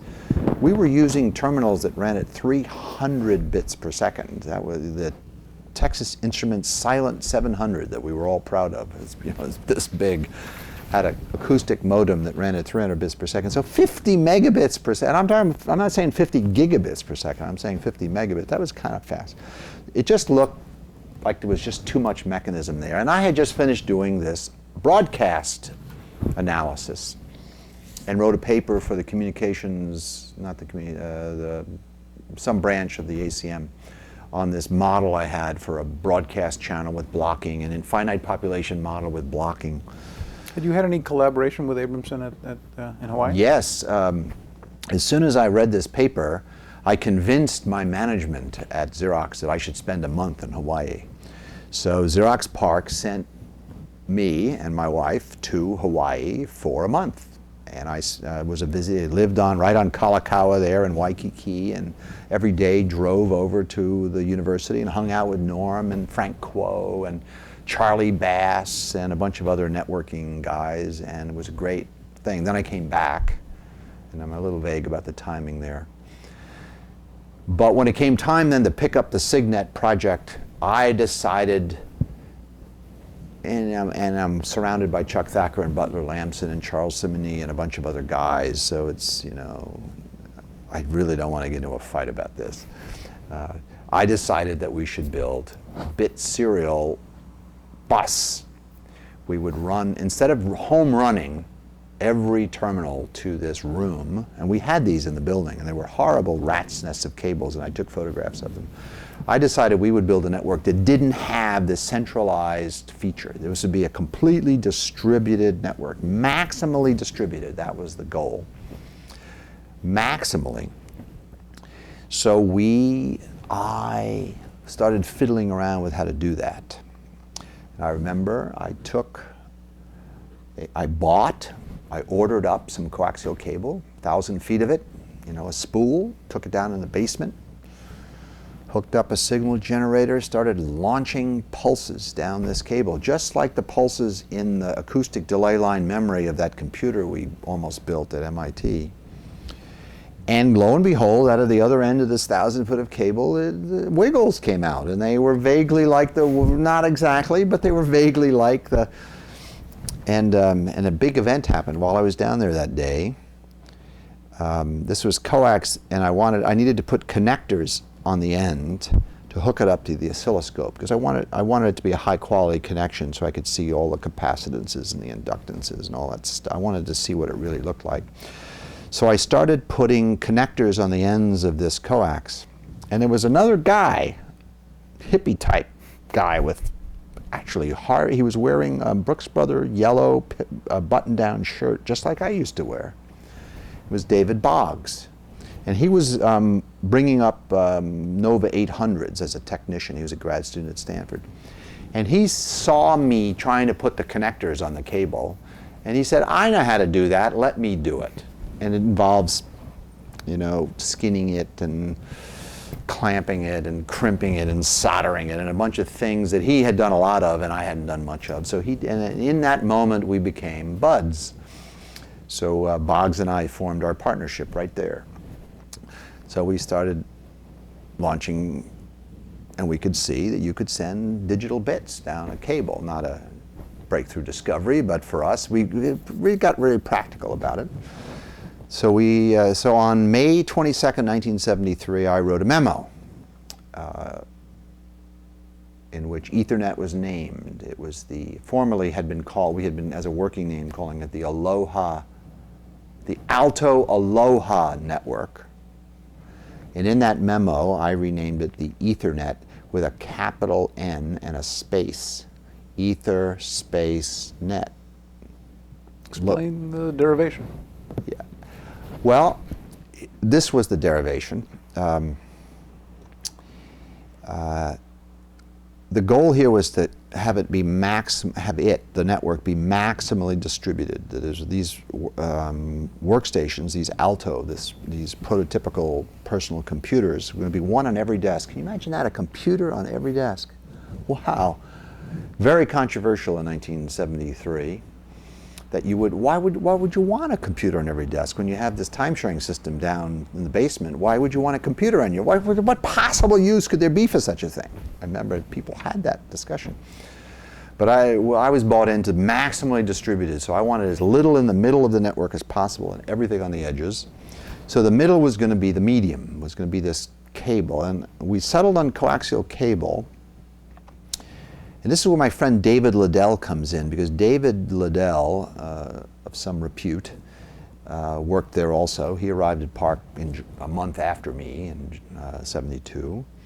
So we became buds. And he had, in college, done some cable television installations. And he was familiar with a thing called a tap, a Gerald Electronics tap that would puncture the coax and grab hold of it without cutting it.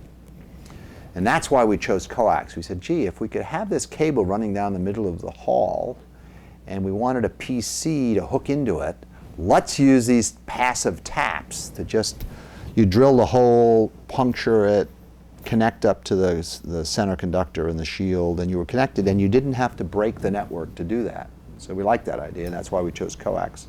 Only for that reason, because there was a pre-existing device, the vampire tap it was called, that would allow you to puncture it without cutting it. But we could have used twisted pair, and we could have used optical fibers, or radio. We decided against radio. Why not radio? That's what Abramson had done. Abramson had done radio, and it's very simple why we didn't do radio. Trivial, very simple. The Aloha network ran at 4,800 bits per second, or maybe 96 on a good day.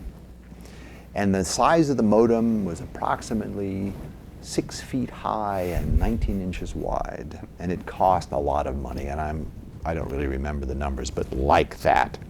This network had to fit on a printed circuit card approximately this big, because that's how big the Alto card was going to be. So there was no chance of it being a radio. Plus, we were at the same time starting work and on the world's first laser printer, which we took a Xerox. It was mostly Gary Starkweather and Ron Ryder, but I ended up writing the operating system and the networking for it. This printer that was a laser printer, and it was a page per second, 500 dots per inch. So you multiply 500 times 500 times 8.5 times 11 per second, and you get a big number. So it couldn't run at 4,800 bits per second, or the printer would be stalled half the time waiting for the bits to come in. So it had to run in hundreds of thousands of bits per second to serve the printer. So radio wasn't going to work. So that's why we went to either twisted pair or coax and settled on coax. But while making that process, I decided that that Ethernet would work on any medium, because all we required was that the medium be passive, omnipresent, and a medium for the propagation of electromagnetic waves. That's all it needed to be, and it could be coax, it could be twisted pair. So instead of calling it coax net, I wanted to think of something more abstract than that. And I remembered from freshman physics at MIT about the Michelson and Morley experiment, in which these two scientists performed this very famous experiment in which they proved that the luminiferous ether did not exist. That is, until around 1900, it had been theorized that the way the light reached the Earth from the sun was that it was carried that 93 million miles through some medium yet to be detected. But there had to be a medium. You know, air carries sound. There must be this ether between the Earth and the sun. And Michelson and Morley, through this clever experiment, detected that there was no ether. There's no such thing as an ether. The luminiferous ether did not exist. And what was the luminiferous ether? It was omnipresent, completely passive, and it served as a medium for the propagation of electromagnetic waves. Ta-da! Ethernet. So I recycled this word and called it Ethernet on May 22nd, 1973, and then laid out its general method of operations, which was a variation of the Aloha network. But some important variations, and from time to time over the last 30-some years, various people have said that Ethernet really is Aloha network, and that Norm Abramson really invented it, and that's fine. Great. The differences between the Aloha network and the Ethernet, there's a long list of them, and I'm proud of them. But it does have randomized retransmissions, and that was the idea that we stole from, well, packet switching we stole from the ARPANET, and randomized retransmissions we stole from Norm Abramson, but then the rest is completely different. So, so Boggs and I then built the first card, an Ethernet card, to plug into this Alto that Chuck Thacker and Butler Lampson and Ed McWright and others were building.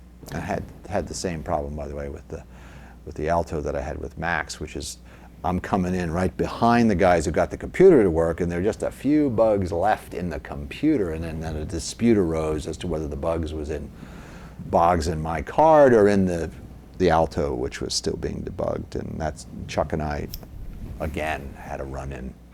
Did you discover yet another bug in the computer? I don't remember it as vividly as Munger, but I do remember I did the following really bad thing that I'm really ashamed of, which is, so I'm having this dispute about, Chuck, I need your help. Your computer doesn't work. Bob, you got your PhD now, but screw you. You don't know how to debug. You're an idiot.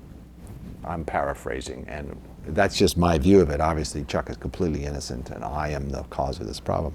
But it got so bad. There was a movie popular there in which the tagline of the movie was, "Love is never having to say you're sorry." It was popular then. I made a rubber stamp that said, "Reliability is never having to say you're sorry." And I started stamping my memos with it. And this drove Chuck Thacker bananas because I was accusing him of building unreliable computers. And I really regret doing that. It was really senseless stupidity on my part. And it's just part of that obnoxious streak that I have. Anyway, we got it to work. Give me some insight into the management at Xerox PARC at the time. Did you have to get anyone's permission to abandon Charles Simone's Signet and take up this new design instead? I'm glad you asked. No, I didn't really need permission, but the following thing happened, which involves Chuck Thacker again and answers your question about management. So Boggs and I are off developing Ethernet. And we ran it. We needed some help with the analog portion, the inductors and the capacitors of driving the actual cable. So because you had to be down there at picofarads, 1 or 2 or 3 picofarads, and that's a specialty. So we had a guy helping us do that, and he wasn't up to it, but we didn't know he wasn't up to it. So we were having trouble getting it to work. And during that period, this is a period of a month, Chuck Thacker sees that we're having trouble getting it to work. So he writes a memo proposing what he called XNet, a different network, not SIGNet, not Ethernet, but yet another network called XNet. 16-bit parallel network with a cable this thick that he felt was the correct solution to networking these Altos together. Home run wired again, like the original proposal. No, daisy chained. Daisy chain. Multiple conductors. Worst possible idea you could have. If you're going to fill a building with computers, you can't have cables like this running around. But Chuck saw his moment. That is, I was not succeeding, and he saw a chance to propose this other network, XNet. But Chuck Thacker is the senior guy on this project, and I'm the new guy who just barely got his PhD. So I'm about to have all the oxygen sucked out of the environment. You know, the technicians will start working on XNet, and everyone will start thinking XNet, and the two machines then will have this big thick cable, and my little project will just die. So I did the only thing you could do, is I went and complained to management. I went to Bob Taylor, and I said, and by the way, Bob Taylor denies that this ever happened. So there you have it. So it could be I dreamt this. And I went to Taylor. Chuck Thacker is about to screw me, and he's wrong. You cannot fill a building with cables like this. Trust me, 16-bit parallel is not the way to go. It has to be bit serial. Trust me, I'm a networking guy. And yes, I know we're having a little trouble getting our little wiggles to go fast enough through the cable, but we're going to solve it. And Bob Taylor, once again, denies this happened. He made XNet go away. He convinced Chuck, probably with Butler's help, that you really can't string 16-bit parallel cables all over a building. They're too expensive, they're too unreliable, they're too thick and awkward. This bit serial Ethernet thing's the way to go. Stop, Chuck. And Chuck stopped. And then we switched analog guys to a man named Tat Lam. And Tat Lam got it right and got the puffs where they needed to be, and the rest is history. And there were 250 million Ethernet ports shipped last year. Who else was involved? You and Boggs were the main drivers of this. Did Thacker have an involvement in the design? Yes, Did Lampson? Yes, Lampson and Thacker. So when the Ethernet patent got filed, the inventors were listed: Metcalfe, Boggs, Lampson, and Thacker. So, and I think that's completely correct. So we did file a patent on it, which is long since lapsed. And what were their contributions? Lampson and Thacker in particular. Every minute of every day. We were all working together on things. So we would discuss the packet formats and the voltage, the encode, Manchester encoding. It was a collaborative effort. Okay. I remember when 3Com Corporation later went public, 1984, March 4th. We had to write who invented Ethernet. It had to be in the prospectus. And so here I am in a room full of a dozen lawyers, each getting paid $500 an hour, trying to decide whether I was the inventor of Ethernet, the principal inventor of Ethernet, an inventor of Ethernet, or a guy just hanging around in the building the day Ethernet was invented. I mean, we considered all the possibilities. We settled on principle. And the evidence was that the patent was Metcalfe, Boggs, Lampson, and Thacker. It was not alphabetical. They had been et al', as they say. Really lame. But no, Chuck and Butler were extremely important in this whole process. I mean, they were the computer designers of the day. In large corporations, if you start a project like this, somebody writes specifications that say it has to go so fast and support so many nodes. Did you have any such specification for Ethernet? Yeah, we were not an engineering organization, so we didn't write, as I learned later, we didn't write a marketing requirements document, nor did we write an engineering design document or any of those important process pieces. But as I mentioned earlier, we did know it had to run hundreds of kilobits per second because the printer demanded that to be kept busy. So it couldn't be slow. But so here's how we settled on its, for example, the speed. So the round numbers were it was going to go a mile. This cable had to go a mile. It had to run at 2.94 megabits per second. And it had to have up to 256 nodes on it. So we had an 8-bit address, wire wrapped on the backplane of the Alto. That was the 256.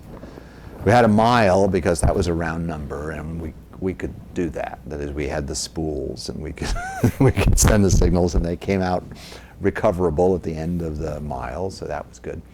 The speed one is the really interesting one. How fast should this network go? It had to be hundreds of kilobits per second. So Boggs and I are designing this little card, and we start putting the registers on it, and the flip-flops, and the controls, and the card's filling up.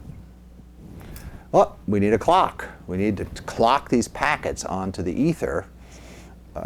How fast is the clock going to tick? But gosh, golly gee, we just finished putting the CRC chip on a board extension that Boggs cleverly came up with. A CRC chip, but kind of on the margin of the board where it wasn't supposed to be. Where were we going to put the crystal and the associated electronics for the clock? And we said, wait a minute, here's this pin coming off the backplane, and there's a clock for the computer, the system clock, which ticks every 170 nanoseconds, a little 25 nanosecond pulse every 170 nanoseconds. And we had decided to use Manchester encoding, which meant 2 ticks per bit. So that turns out to be 340 nanoseconds per bit, which turns out to be 2.94 megabits per second. And that was how we arrived at the speed, because we didn't have room for the clock, and we had to borrow the clock. So the way we decided that the Ethernet would run at 2.94 megabits per second is because we used the system clock of the Alto, because we didn't have room on the board for a separate clock on our board. And God knows what speed it would have been had we had room. So for years afterwards, whenever I was asked, how fast is your Ethernet thingy, I would say 2.94 megabits per second. And they would say 3 megabits per second. I would say, no, 2.94 megabits per second. That's Metcalfe being nerdy or something. And I said, well, listen, how fast are those transcontinental trunks that make up the ARPA computer network, later the internet? How fast are they anyway? Well, they're 50 kilobits per second. I would like to point out that when you round from 2.94 to 3 megabits per second, the rounding is bigger than the speed of the ARPANET's trunk circuits. So I refuse to round. It's too big a number. 2.94 is the correct way to put that. So years later, when, that would be 76 when the first Ethernet paper got published. July of 76 in the Communications of the ACM. I ended up on a panel at a trade show where the other 2 panelists were not scientists, they were engineers from companies, and they were busily debating whether you needed 9.8 kilobits per second or whether 1200 bits per second was plenty. And I remember 1200 bits per second and these newfangled modems that ran at 9.8 kilobits per second. And the guy peddling the 1200 baud modems, baud was still used then, argued that at 1200 baud the characters went by on the screen so fast you could barely read them anyway. So the 9800 bits per second was overkill. And then it was my turn to talk, and I'm talking about a network that runs at 2.94 megabits per second. And I felt strange, and it was a strange thing. I mean, if 9.8 kilobaud was overkill, what about 2.94 megabaud?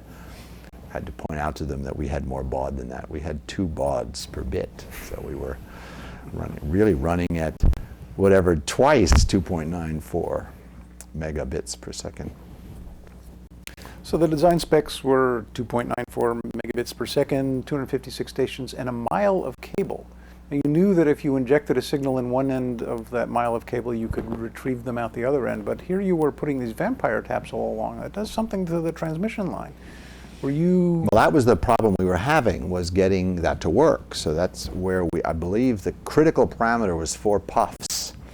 So as long as we could get below 4 puffs, we could meet those specs. But otherwise, the reflections, that is, if the inductance of those taps went above about 4 puffs, the impedance disturbance introduced by the vampire tap would cause reflections, and those reflections would be seen as collisions, which would abort the transmissions. And so we had this critical parameter that when you were sending, the reflections could not be mistaken for collisions. Now, was that a result of theoretical computation, or did you get 256 taps and put them on a piece of cable? There was a lot of measurement. There was some arithmetic. I wouldn't say it was theoretical. It wasn't very theoretical. I think there was some arithmetic involved. Yeah, you take the distance, you take the amount of energy that would be reflected given a certain impedance mismatch, and then you would do the arithmetic again because it would be attenuated, and you would see if that was above the threshold of the collision detector, and as long as that little formula fell below the threshold, you're okay. Talk about the first implementation. It had to fit on this little board that would plug into the Alto. What was the technology? Did you microcode this time? Yes, there was. The Alto was a microcoded machine, so a lot of the functionality in the Ethernet controller was, so there was Ethernet microcode that ran in the Alto. It was an interrupt system that would trigger microcoded interrupts, and that's the transfers of data from the shift register into memory would be done by microcode running on the processor. A word at a time? The microcode was involved in each word transfer? Yes. Every 16 bits there would be a wake up, and we would empty the shift register. Now there was a FIFO there was a entering shift register that captured the bits as they came off the line. Then there was transfer into a FIFO, and then which gave you time to get around to empty the FIFO from the other end because there were some latencies in the interrupt system. And what parts were done in hardware? How about address recognition, CRC calculations? Address recognition was done in microcode. The CRC was done in hardware. The binary exponential backoff? That was done in microcode, but there was some hardware assist. There was a, how did that work? I'm not sure where we got the random number from somewhere in the machine, and there was no random number, Jan. I think we just got it somewhere. And there was and we would, no, in microcode, we would shift the mask in. We'd go against the random number to double it with successive collisions. In microcode, I think, is the general answer to most questions like that. So the FIFO, the shift registers, and the collision detection hardware. Collision detection was pretty simple. With the Manchester encoding, what that means is in every bit, half the time the bit is on and half the time it's off.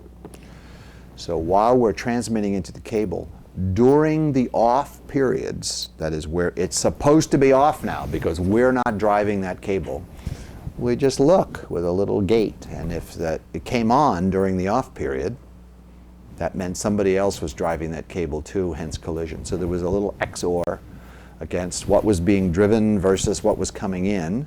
And if during the off period something was coming in, abort the transmission. So that was collision detection. Very simple. It was sort of electrical engineering by computer scientists. And it worked. Did you worry at all about the reliability of having a single cable being shared by all these computers and people inserting taps into the cable and doing it wrong and causing the network to come down? We did. That question still lingers because, as you know, as you well know, ultimately, we went back to the centralized wiring scheme, and we went from cable sharing to switching. But in those days, there was a lot of unreliability in those big cable closets where all these huge amounts of cable, home run cables would all come, and there were all these connectors. So we just got rid of all the connectors, and in particular the tap. So the tap was the problem, because if that shorted the cable, then there would be no communication for anybody. So we satisfied ourselves, and Gerald Electronics had done this in the cable television industry for some years before, that these taps worked, and they did work. Actually, the early unreliability problem was we used the very first machines didn't use the vampire taps, used BNC connectors, the very first ones. And at the end were these two BNC connectors with terminators on them. And on more than one occasion, people would borrow the terminators, and the network would not work. And we'd go around, and there it was, the terminator was gone. The terminators are attractive little solid metal things that people liked for some reason. I remember once we had, so the first two machines were called Michelson and Morley, and they were in a set of cubicles. And then it got to be 5 and 10. And Ethernet was an option. This was another Thacker thing. So if you want to have Ethernet in your machine, you just let us know and we'll build one for you. But it's optional. The customers were all internal to Xerox at this point. All scientists in the lab, and so and these machines cost $30,000. It's all funny money, really. But I don't know where the idea came from. Maybe from Chuck, who knows, that this Ethernet thingy was an option. But Boggs and I built enough of them for the first few machines. So the first few machines all had Ethernet in them. But it was envisioned that when the whole building was full, it would be an option. Can you imagine that? For years afterwards, I gave a speech in which the tagline was, "Networking is not an option." And it came from that sad experience, having to, what do you mean it's an option? So one day, when we were up to 10 machines now, in a bunch of cubicles, we were all working away on the early Altos, and somebody took the terminator off the end of the cable, and all 10 people stood up, and we ended up looking at each other. And in that moment, Ethernet became not an option. And what we learned is by knowing that you had a network in every machine, you could do things that, if it were an option, you couldn't do.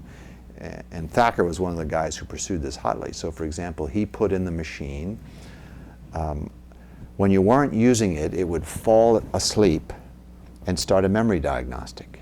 And a little box would appear that would move around on the screen so as not to burn in the phosphors. And this is in the early days of screens, so this was a new idea. And then the memory would be exercised, and this was some of the earliest semiconductor memories with ECC in them.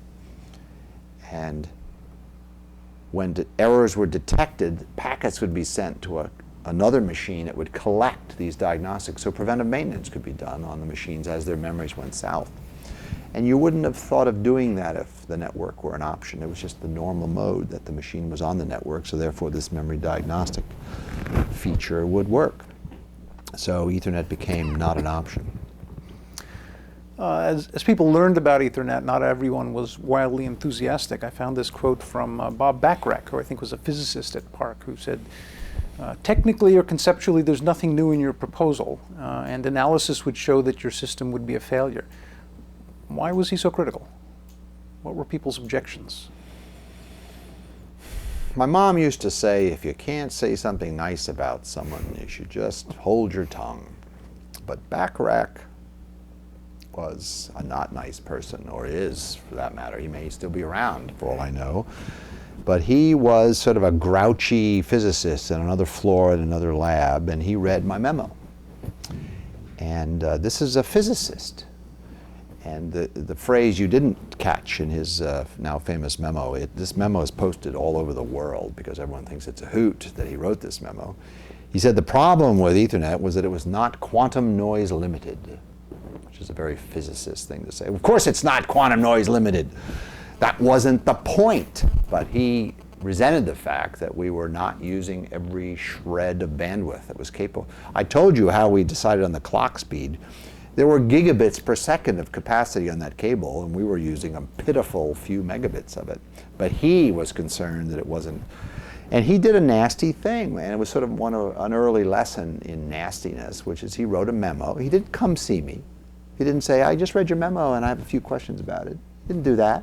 He sent a memo to my boss's boss accusing me of writing something that wasn't new and it wasn't quantum. I mean, completely making an idiot of himself. But it didn't feel that way at the time. It felt kind of nasty. So the next thing I know, I'm in my boss's office having to explain how this guy's an idiot, which he is. Or was, or to put it more kindly, he was from a different universe. And in his universe, I was in a computer science universe, he was in a physics universe. We were solving different problems, and he should have minded his own business, or at least come talk to me before sending a memo to my boss's boss, so maybe I could save him the embarrassment. There are many places where I go where that memo is on the wall, pinned to some cubicle, the old Bacharach memo, because it's just such a great example. Now, Bacharach, I ran into him a decade or two after that unfortunate memo, whereupon he was letting it be known that he'd helped invent Ethernet. And how he got there, I don't quite know, but it had something to do with this memo being really instrumental in fixing some of the early problems with Ethernet, which is a complete hallucination. Success has 1,000 fathers. Success has 1,000 fathers, and Bacharach regrets that memo, and I feel badly for him. And there were other people who objected to Ethernet because of indeterminacy or the collisions or... well, we're talking about 1973. This is decades of conflict about Ethernet. So there's stories upon stories, and the non-determinism one keeps cropping up even today. Another hallucination that people have. Today, the industrial automation people still, although they generally use Ethernet, they're still a little nervous about it because it is non-deterministic. Because I stupidly developed a stochastic model of the operation of Ethernet. And it is non-zero probability that your packet will never get through.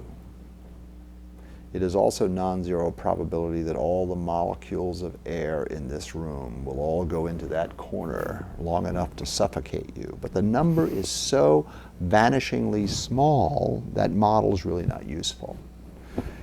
And I stupidly did this stochastic model, and those guys have been worried about nuclear power plants melting down because the packets are not getting through.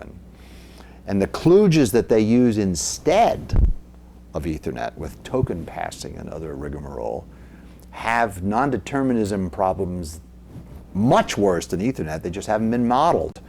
Do you know how non-deterministic a token ring is when you lose the token? I mean, you say goodbye to your token ring for minutes while it figures out it lost the token, and then it reconstitutes the token. That's non-determinism, but it's not modeled as non-determinism, so this is a religious, spooky thing. Well, it may perhaps not be as bad as minutes, but there is an issue there. There are other... Oh, excuse me, I hasten to add, there has not been a collision reported on an Ethernet in 10 years because we don't do that anymore. I mean, Ethernet has evolved, it's now switched, and where there's vestigial collision detection retransmission mechanisms, they're not invoked anymore, so it's moot. Let's explore that a bit. So given the number of technological changes to Ethernet, it's not shared wire, it's now home run, it's not collision detect, it's now switched. Is it still Ethernet? That's a metaphysical question. They still call it Ethernet, and that's what matters. Since I coined it, and I'm generally regarded as the inventor of Ethernet, every time they call it Ethernet, a little something, it isn't money, but a little something falls into my coffers. So psychic royalty. Yeah. So Ethernet has been evolving and proliferating for 33 years. The things they call Ethernet these days bear little resemblance to the thing Dave Boggs and I built in 1973. That's a fact. So is it the idea of a LAN? Is that what the word Ethernet means? Yes, pretty much. Is it the packet format, the 802.3 IEEE packet format, which kind of in variations persists to this day? Is it the idea of everything being distributed? Well, not so much, now that we have switching. Is it the retransmissions? Not so much. Where I come to is this. Ethernet is a business model. So what the word Ethernet actually means today is 6 things. It's the 6 features of the, you can tell that I've had this thought before. The Ethernet business model goes like this. 6 things. It begins with a de jure standard made by a legitimate standards body, in this case the IEEE 802. The implementations of that standard, painfully arrived at over years, are owned by private companies, not this open source crap. These are, 3Com owns the designs of its chips. Fierce competition among the purveyors of the standard with their various implementations. Fierce, ugly, horrible, wonderful competition.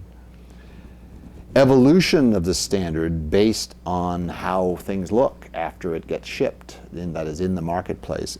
Evolution back in the standards body that came up with the standard to begin with. Maximization of backward compatibility. Oh, I've skipped one actually, but I'll get to it later. That is, the subsequent versions make maximal use of existing versions. So for example, preservation of the installed base is very important in this business model. So for example, my Macintosh has one plug and it figures out if it's 10, 100, or 1,000 megabits per second automatically, and the switch figures out and it all interoperates.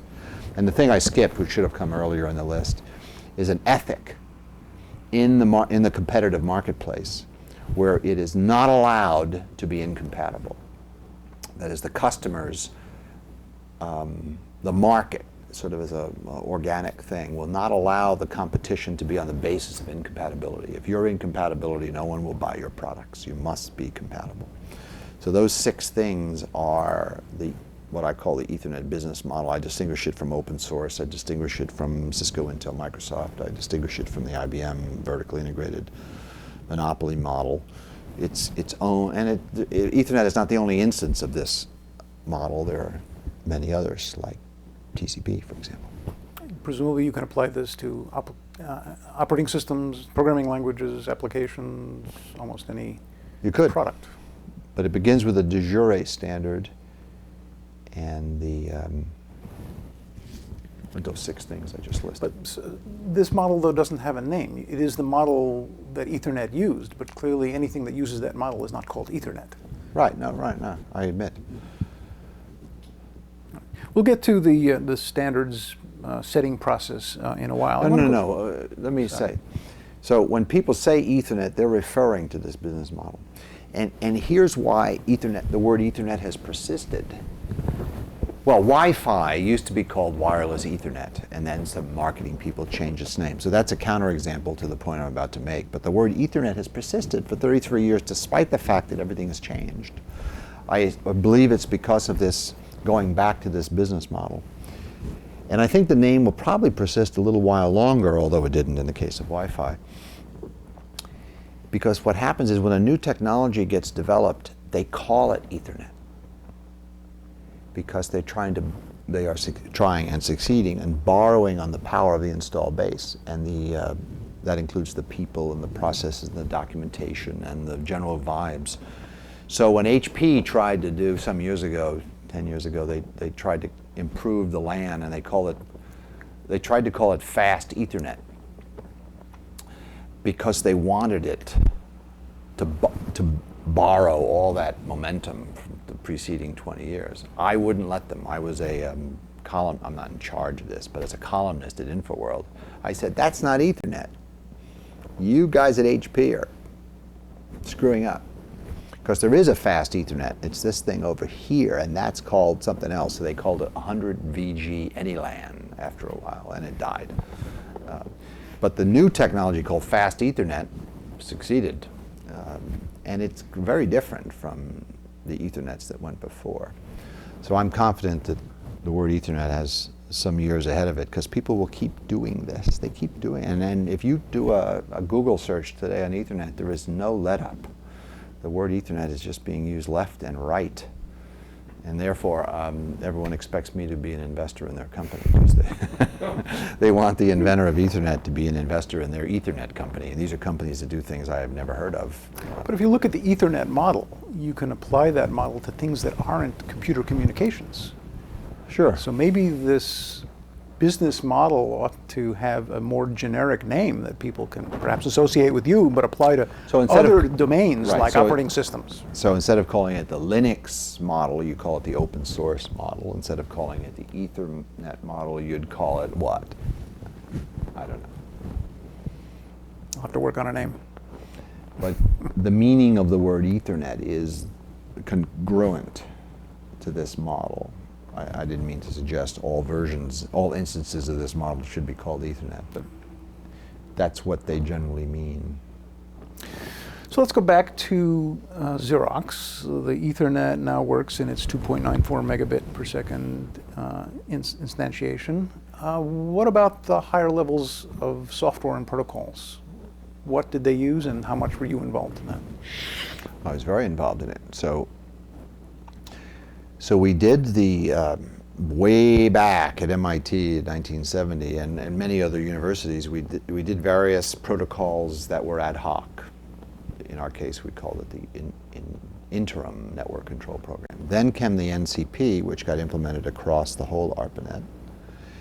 And then in the summer of 1973, in a conference room at Stanford University, at which Vint Cerf was standing at the front and a bunch of us were sitting around tables, the very same summer that Ethernet was invented, and by the way, the same year that the cell phone was invented, 1973, TCP/IP was devised.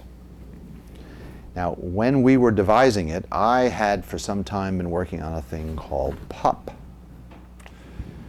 And Vint and I have an agreement. I invented Ethernet, and he invented TCP/IP. That's our agreement. This PUP thing was an internal Xerox thing, and PUP stood for PARC Universal Packet. So here we are at Xerox building the Ethernet, but we had the ARPANET, and we had a predecessor LAN called the Data General Nova MCA, Multiprocessor Communications Adapter, which was a thick cable like this. And we had telephone modems. So PUP, the PARC Universal Packet, was to be, and became, an internet packet, lowercase internet packet that could wander among these media. And then so that packet format was defined, and it was to be carried inside of Ethernet packets. So the notion of encapsulating this PUP packet inside of an Ethernet packet was devised. And then protocols were to be built on top using the PUP format, not the Ethernet format. So you went up a level. You didn't use Ethernet packets, you used PUP packets, because the PUP packets could then wander through your internet. They could go anywhere. And so the first protocol to be done was first done at the Ethernet level, and it's in the Ethernet paper. That is, it's a reliable file transfer protocol called the EFTP. Experimental or easy, something like that, but it's in the Ethernet paper. And it just has all the sequence numbers and how to start a connection, how to end a connection, and how to reliably send and reassemble an arbitrary package of bits. And then that was implemented one level up on using PUP packets instead of Ethernet packets. And then Telnet was written. So I wrote for the Alto. What was it called? It may have been called eTelnet. But anyway, I had done a Telnet implementation on the PDP-10 for MIT. I just did one on the Alto, and it used PUP packets to get into the scanner service routines of the MAX time-sharing system so that you could log into the MAX time-sharing system from your Alto, converting your Alto back into a pitiful glass teletype. So you would just crank up was it called? Let's say eTelnet. You just say eTelnet to the command line on your Alto, and then suddenly 10x would appear on your screen, and then you'd become a 10x user, and then you could use the email on the 10x and be connected in, and you could then start Telnet again on Macs and go from Macs out into the ARPANET, so you could piggyback your Telnet. So there, no, in that case you'd be concatenating your Telnets, right? You'd use one Telnet to get to this one and then the other Telnet to get across the ARPANET. So then we did file transfer, we did Telnet, and then later we did a LAN email, not me, but other people working at Xerox did a LAN email called Laurel, which is really cool. It ran on the Alto. It was an email system on the Alto that also gatewayed into the ARPANET, but it was LAN-based, so it was fast and neat. Were these protocols proprietary? Were they secret to Xerox? What was the attitude of corporate toward all of this invention? That's a very long story, but so there grew a protocol hierarchy. It didn't have a World Wide Web in it, but then again, neither did TCP/IP for a very long time. And it was called, it was PUP when it was at PARC, but then later at Xerox Systems Development, where I transferred after a while, it became the XNS system, the Xerox Network System, which was to be a product. And then it got released as product by Xerox, and then it started getting released as an open source protocol stack. Xerox started going up, and then they hit the printer format for the laser printers. I'm blanking on that name at the moment. But that's where Adobe came in. So Warnock, Geschke et al. Spun out to do Adobe, and PostScript got developed. But there was an internal Xerox prototype of PostScript, and I think Xerox balked at the publication of that protocol. Something went wrong in there, and it's a very long story. But XNS got picked up and soon dominated the world in networking. It became because Novell adopted XNS. So suddenly XNS, not by thanks to Xerox or 3Com or anybody else, but thanks to Novell of all people, they took XNS and made it into NetWare, which then filled the world with XNS. So where was this in development at the time that summer colloquium happened at Stanford, where TCP was being developed? And what was the relationship? I don't know that off the top of my head. It was a close thing, and there was a little bit of awkwardness because the PUP paper hadn't been published, and I was not allowed to discuss. So the way that sort of went is, without referring to PUP, I participated in this design and got acknowledged in the original TCP/IP paper. It's a bit of a sore point that I was not listed as a co-author, but I was acknowledged as a contributor. But Bit and I have an agreement. So in those meetings, I was kind of sharing my experience. We were building internets, and the NCP people were thinking about building internets. So we had some experience, Boggs and I and others, John Schock. So we were sharing that experience sort of in a vague way without giving specs for what PUP looked like. And all of you were at this Stanford meeting? I was there. I don't remember if Boggs made it or not. Boggs was a grad student at Stanford, as was Dalal, Yogan Dalal, who you may have heard of also. Sure. Was around then. So I recruited Yogan out of, when he finished at Stanford, I recruited Crane out of Vince group at Stanford to be the networking group at Xerox after PARC, when we were in the systems development division. I'm trying to understand your motivation, because you have the XNS protocols for interneting, and now these people are developing a similar but different and presumably incompatible set of protocols for internetworking. Why is it in your best interest to help them get it right? Force of habit. I mean, I've been attending those seminars all through graduate school, and so it was just routine that we did. It was called, I could be, Vin will correct me on this, but I think it was called INWIG, the International Network Working Group. This was either INWIG or a prototype of INWIG or a branch of INWIG that Vint and Con and I, so it was, we were working on the advancement of the ARPANET. And the notion, once again, you should interview, have you done Vint Cerf yet? You should interview him about this because he has a much more detailed version. But at one point there wasn't a TCP and an IP, there was just a TCP. And then at some point the IP got broken out. And there were arguments about the effect that POP had on that intellectual evolution and how instrumental it was. And I'm not going there because Vint and I have an agreement. I invented Ethernet, he invented TCP. Did POP have the notion of a separate IP layer and reliable transfer layer above Sure. that? Yeah, we had a reliable packet. Well, I mentioned the the EFTP. Right. Yeah, there were virtual circuits and no, the whole, it's very similar. Neither one of us had the World Wide Web, which I think is really cool. So talk more about the corporate Xerox's reaction and ability to let you publish and make this stuff available to the world. Did they wait for patents to be filed? Did you feel constrained by Xerox Corporate? Nope, not at all. Xerox PARC was run as a university department. And we were a little bit careful with patents. There were patent lawyers around, and there was a little care taken as to the proper order of disclosure. But so, for example, the Ethernet paper was reviewed, and the patents were filed before that was allowed to be published. But there was no. It was going through CACM, Communications of the ACM review and Gordon Bell was the reviewer. Dan Swarak and Gordon Bell were the guys reviewing my paper. It turns out.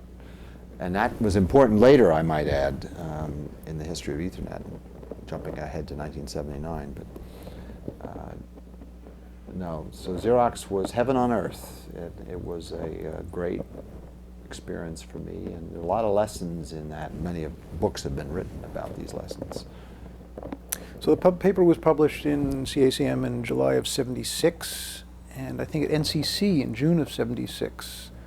There was a big exposure of Ethernet to the world. I'm sure I gave a talk there. Right.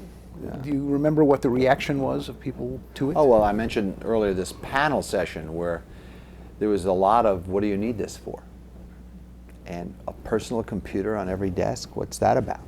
Because remember, there was no Apple computer, there was no CPM machines, there was no Chromemco, there was no, that was all way later. So mostly it was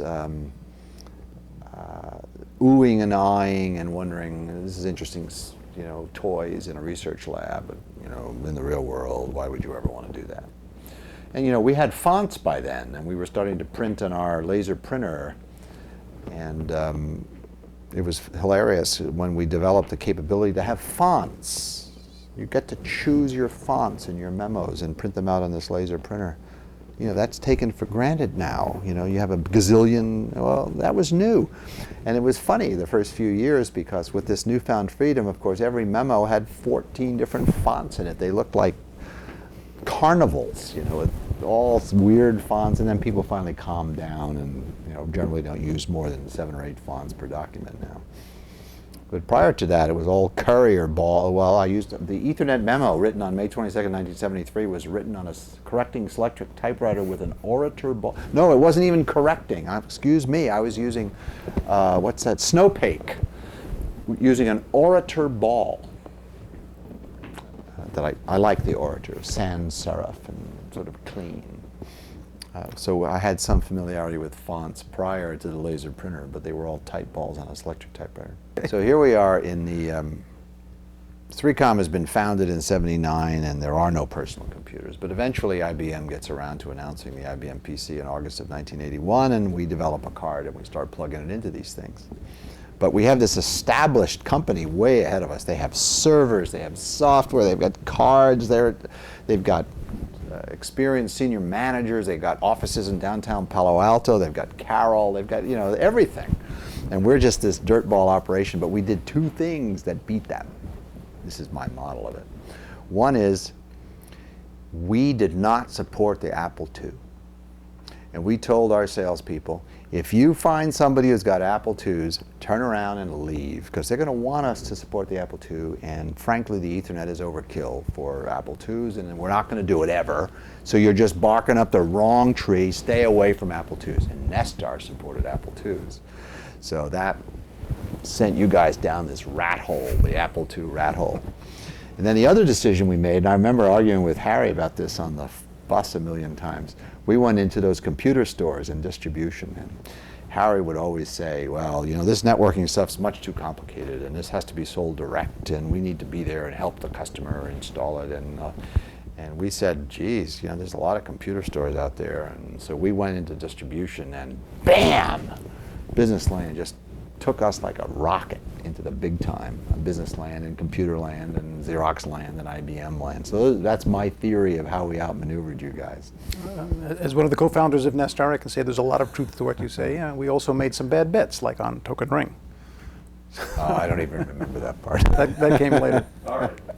So let's go back to 76 time frame, the public exposure of Ethernet, and we're going to take a diversion. What's happening in the rest of your life? You'd mentioned that you had gone to Hawaii with your wife, so you were married, you had a family. How did you have time to do all of that while you were... I had a wife, I didn't have a family, and I didn't have the same wife that I have today. I've been married to Robin for 20-some years, but I had a different wife then who has since passed away, Amy Blue, and she was part of the reason I went to Harvard, because she was a big shot at MIT. She was MIT's draft counselor.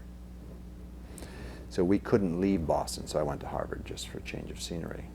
I might have gone, actually, I received a letter, this is funny, I received a letter inviting me to apply to a university for grad school to a university on the West Coast. It said, you know, hi Bob, we've heard you should come here. You should consider coming here, and we certainly invite your application. And then I looked at there was a logo, and the logo said, Leland Stanford Junior University. And you're not going to believe this, but I didn't want to go to a junior university.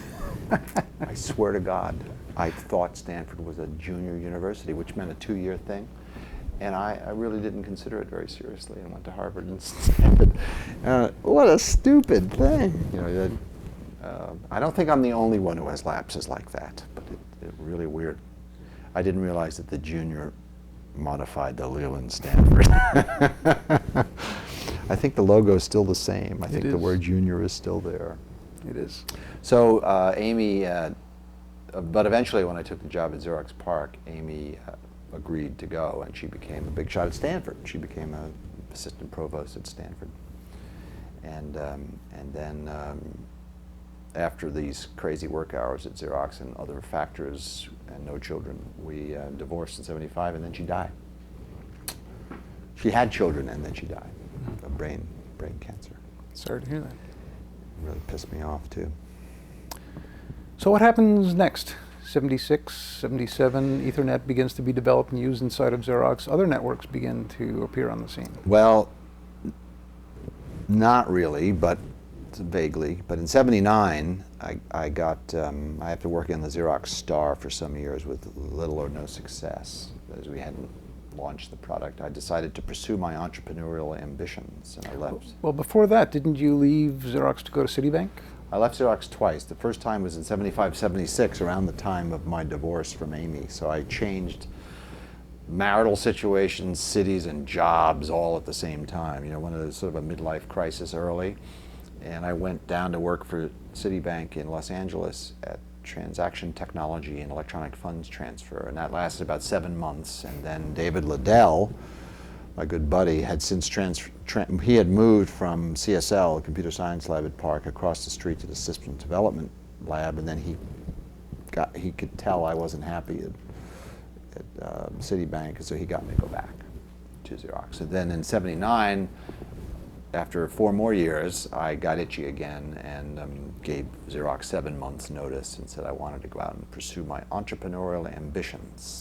So before that, when you went across the street to SDD, did the character of what you were working on change? Yes, I became an engineering manager, and our job was to productize all the technologies that we had been playing with at Xerox PARC. So I became the manager of system architecture, and by the way, Chuck Thacker again entered my life because he was my client. I was in charge, in an organizational sense, of managing his microprocessor development effort for the productized version of the product. Even though he was still at CSL. He was still at CSL. It was a complicated thing. And so Chuck and I were at each other's throats for the 3rd or 4th time there. But eventually the Xerox Star got shipped. It was just after I had left. And that's where I recruited Dalal and Crane, just to name 2. But not Boggs. Boggs stayed over in CSL, or SSL, one of those L's over there. Yeah, Boggs was not in the computer science laboratory. He was in another lab called the system science laboratory, which is what the difference is, I couldn't tell. Now you have moved to from a research lab to a division of a corporation that's building products. Yes. Did corporate get more involved? Were there now marketing requirements documents? Absolutely. We got serious about product development with marketing requirements documents and engineering design reviews and all that process stuff, but in a Xerox kind of way, and not very effective.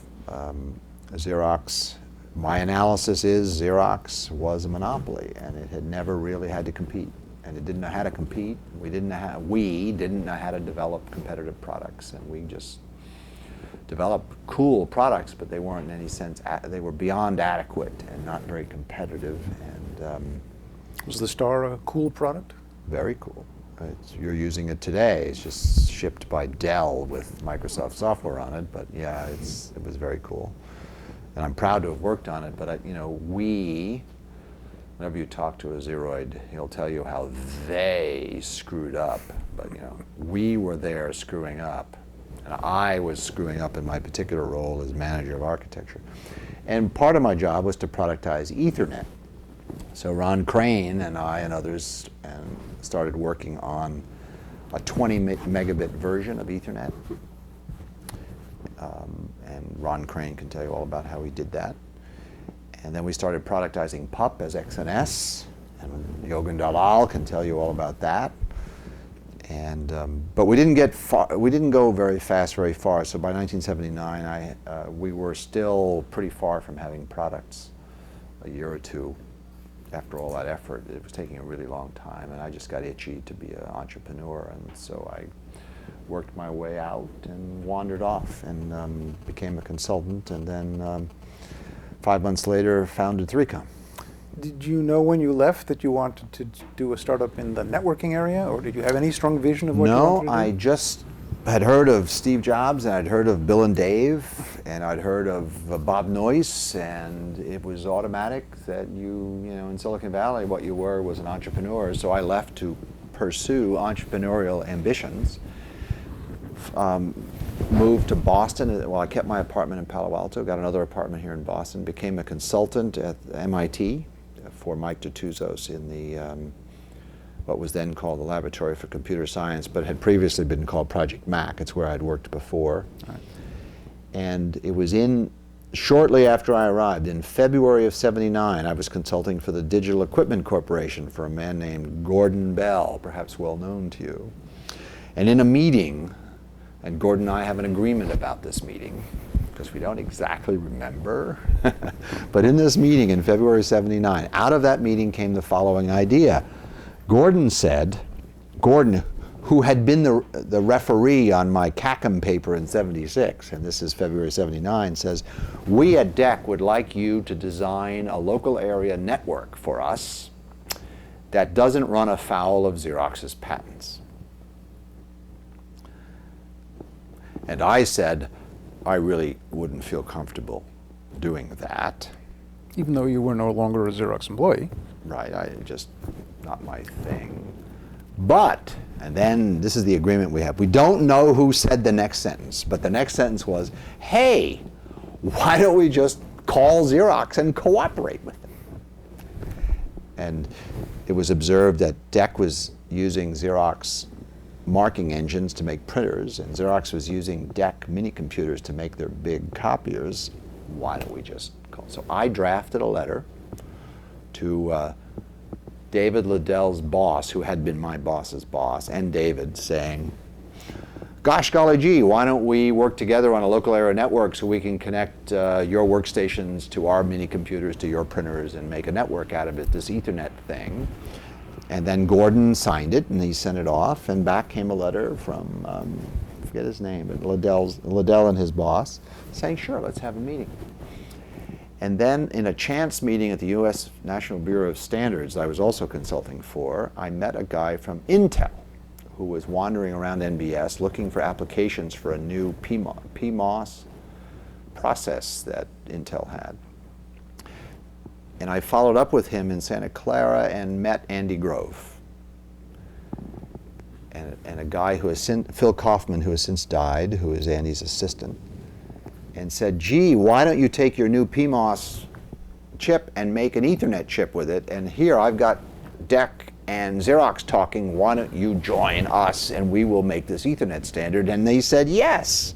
So by June of that year, I had arranged, and Gordon kindly refers to me as the midwife, or he has some term for it, of this DEC Intel Xerox collaboration on Ethernet to make it a standard. And that looked like it was going to happen in June of '79, which is why I founded 3Com on June 4th, 1979, for the purpose of serving the Ethernet compatible market that was sure to develop from the cooperation among DEC, Intel, and Xerox. What did you plan 3Com to do? If Intel was making the chips and DEC and Xerox were both building the adapters, what was 3Com's role?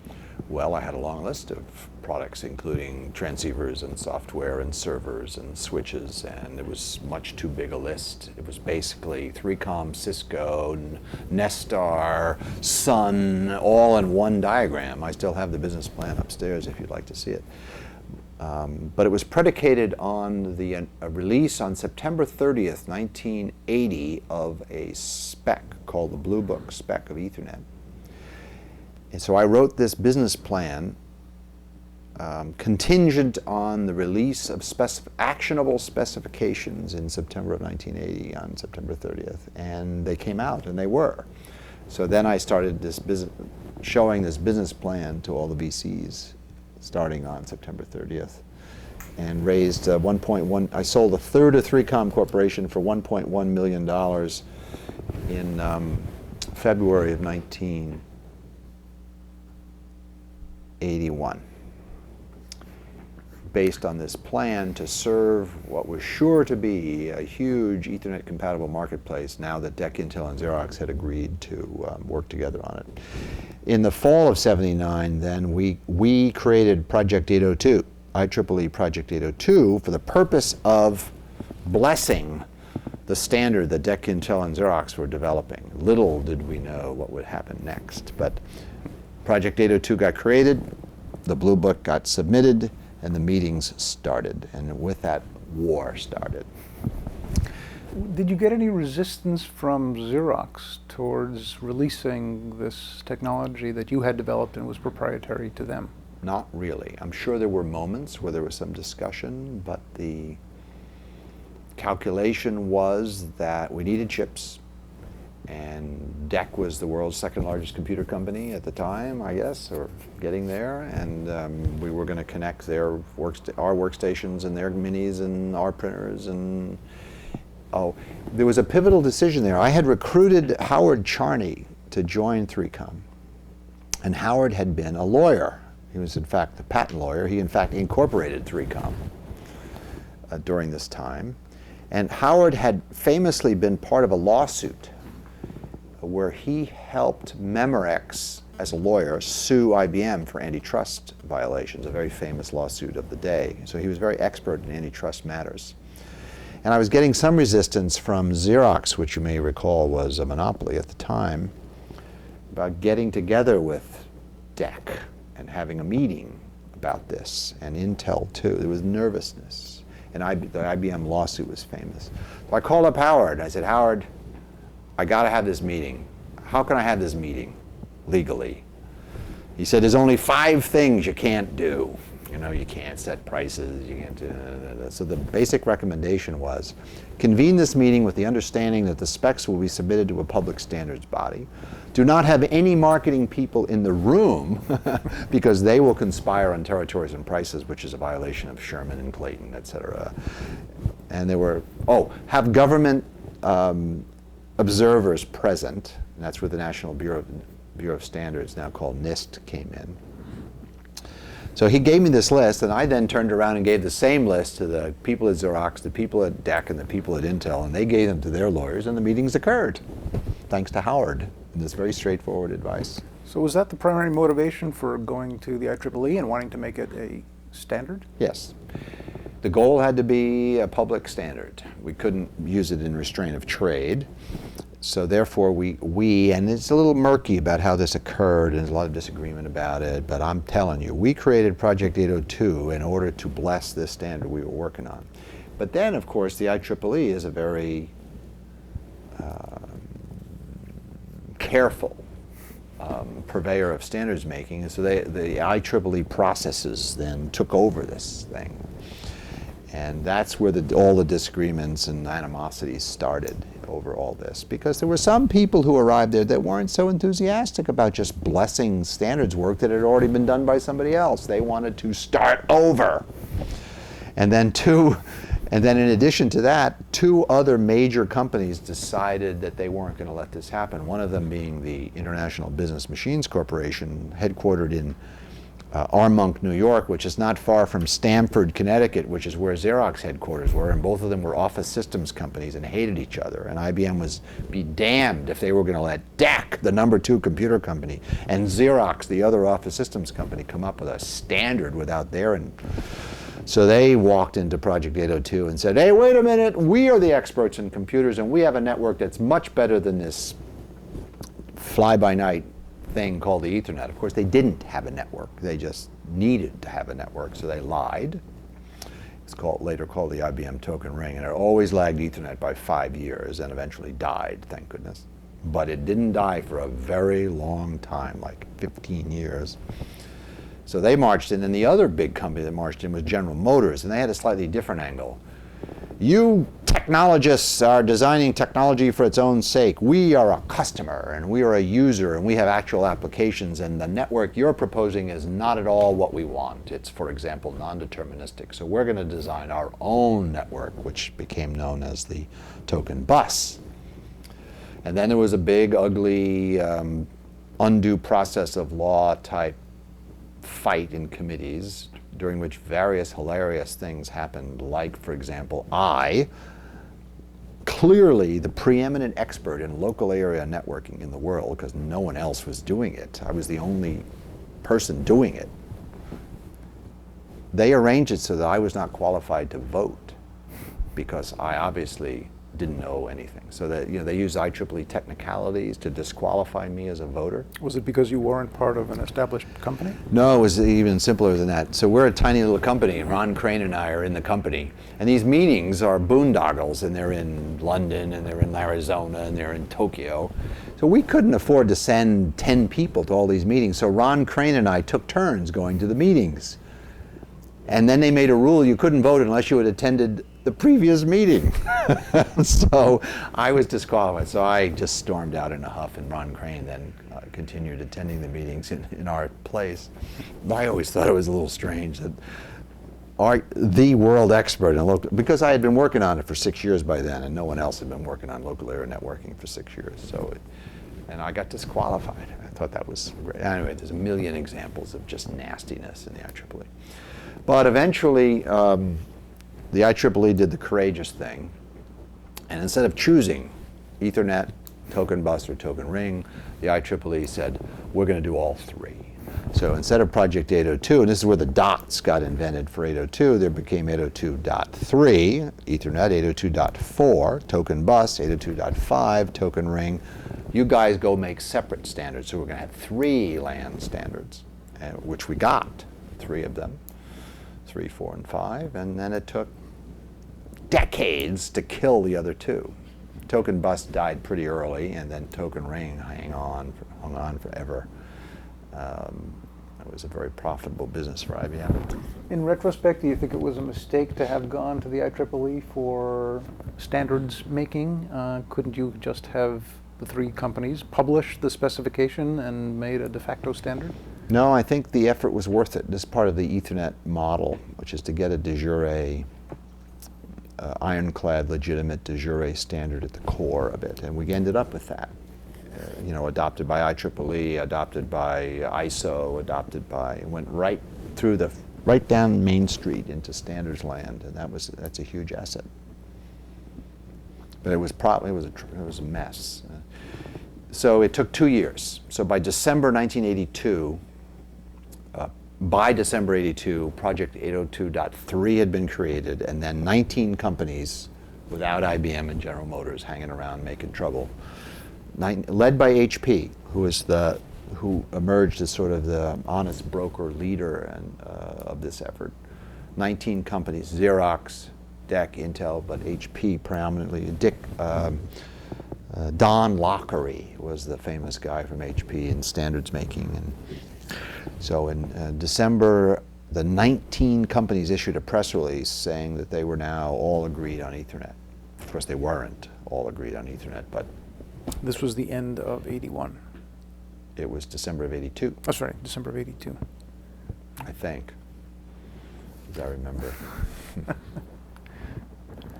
By the way, by then, 3Com was shipping Ethernet cards for IBM PCs already in September of 82. So even though the standard had not yet been finished. No, and not only that, our cards did not conform to that standard because we had to go to thin coax with onboard transceivers, which was not part of the standard.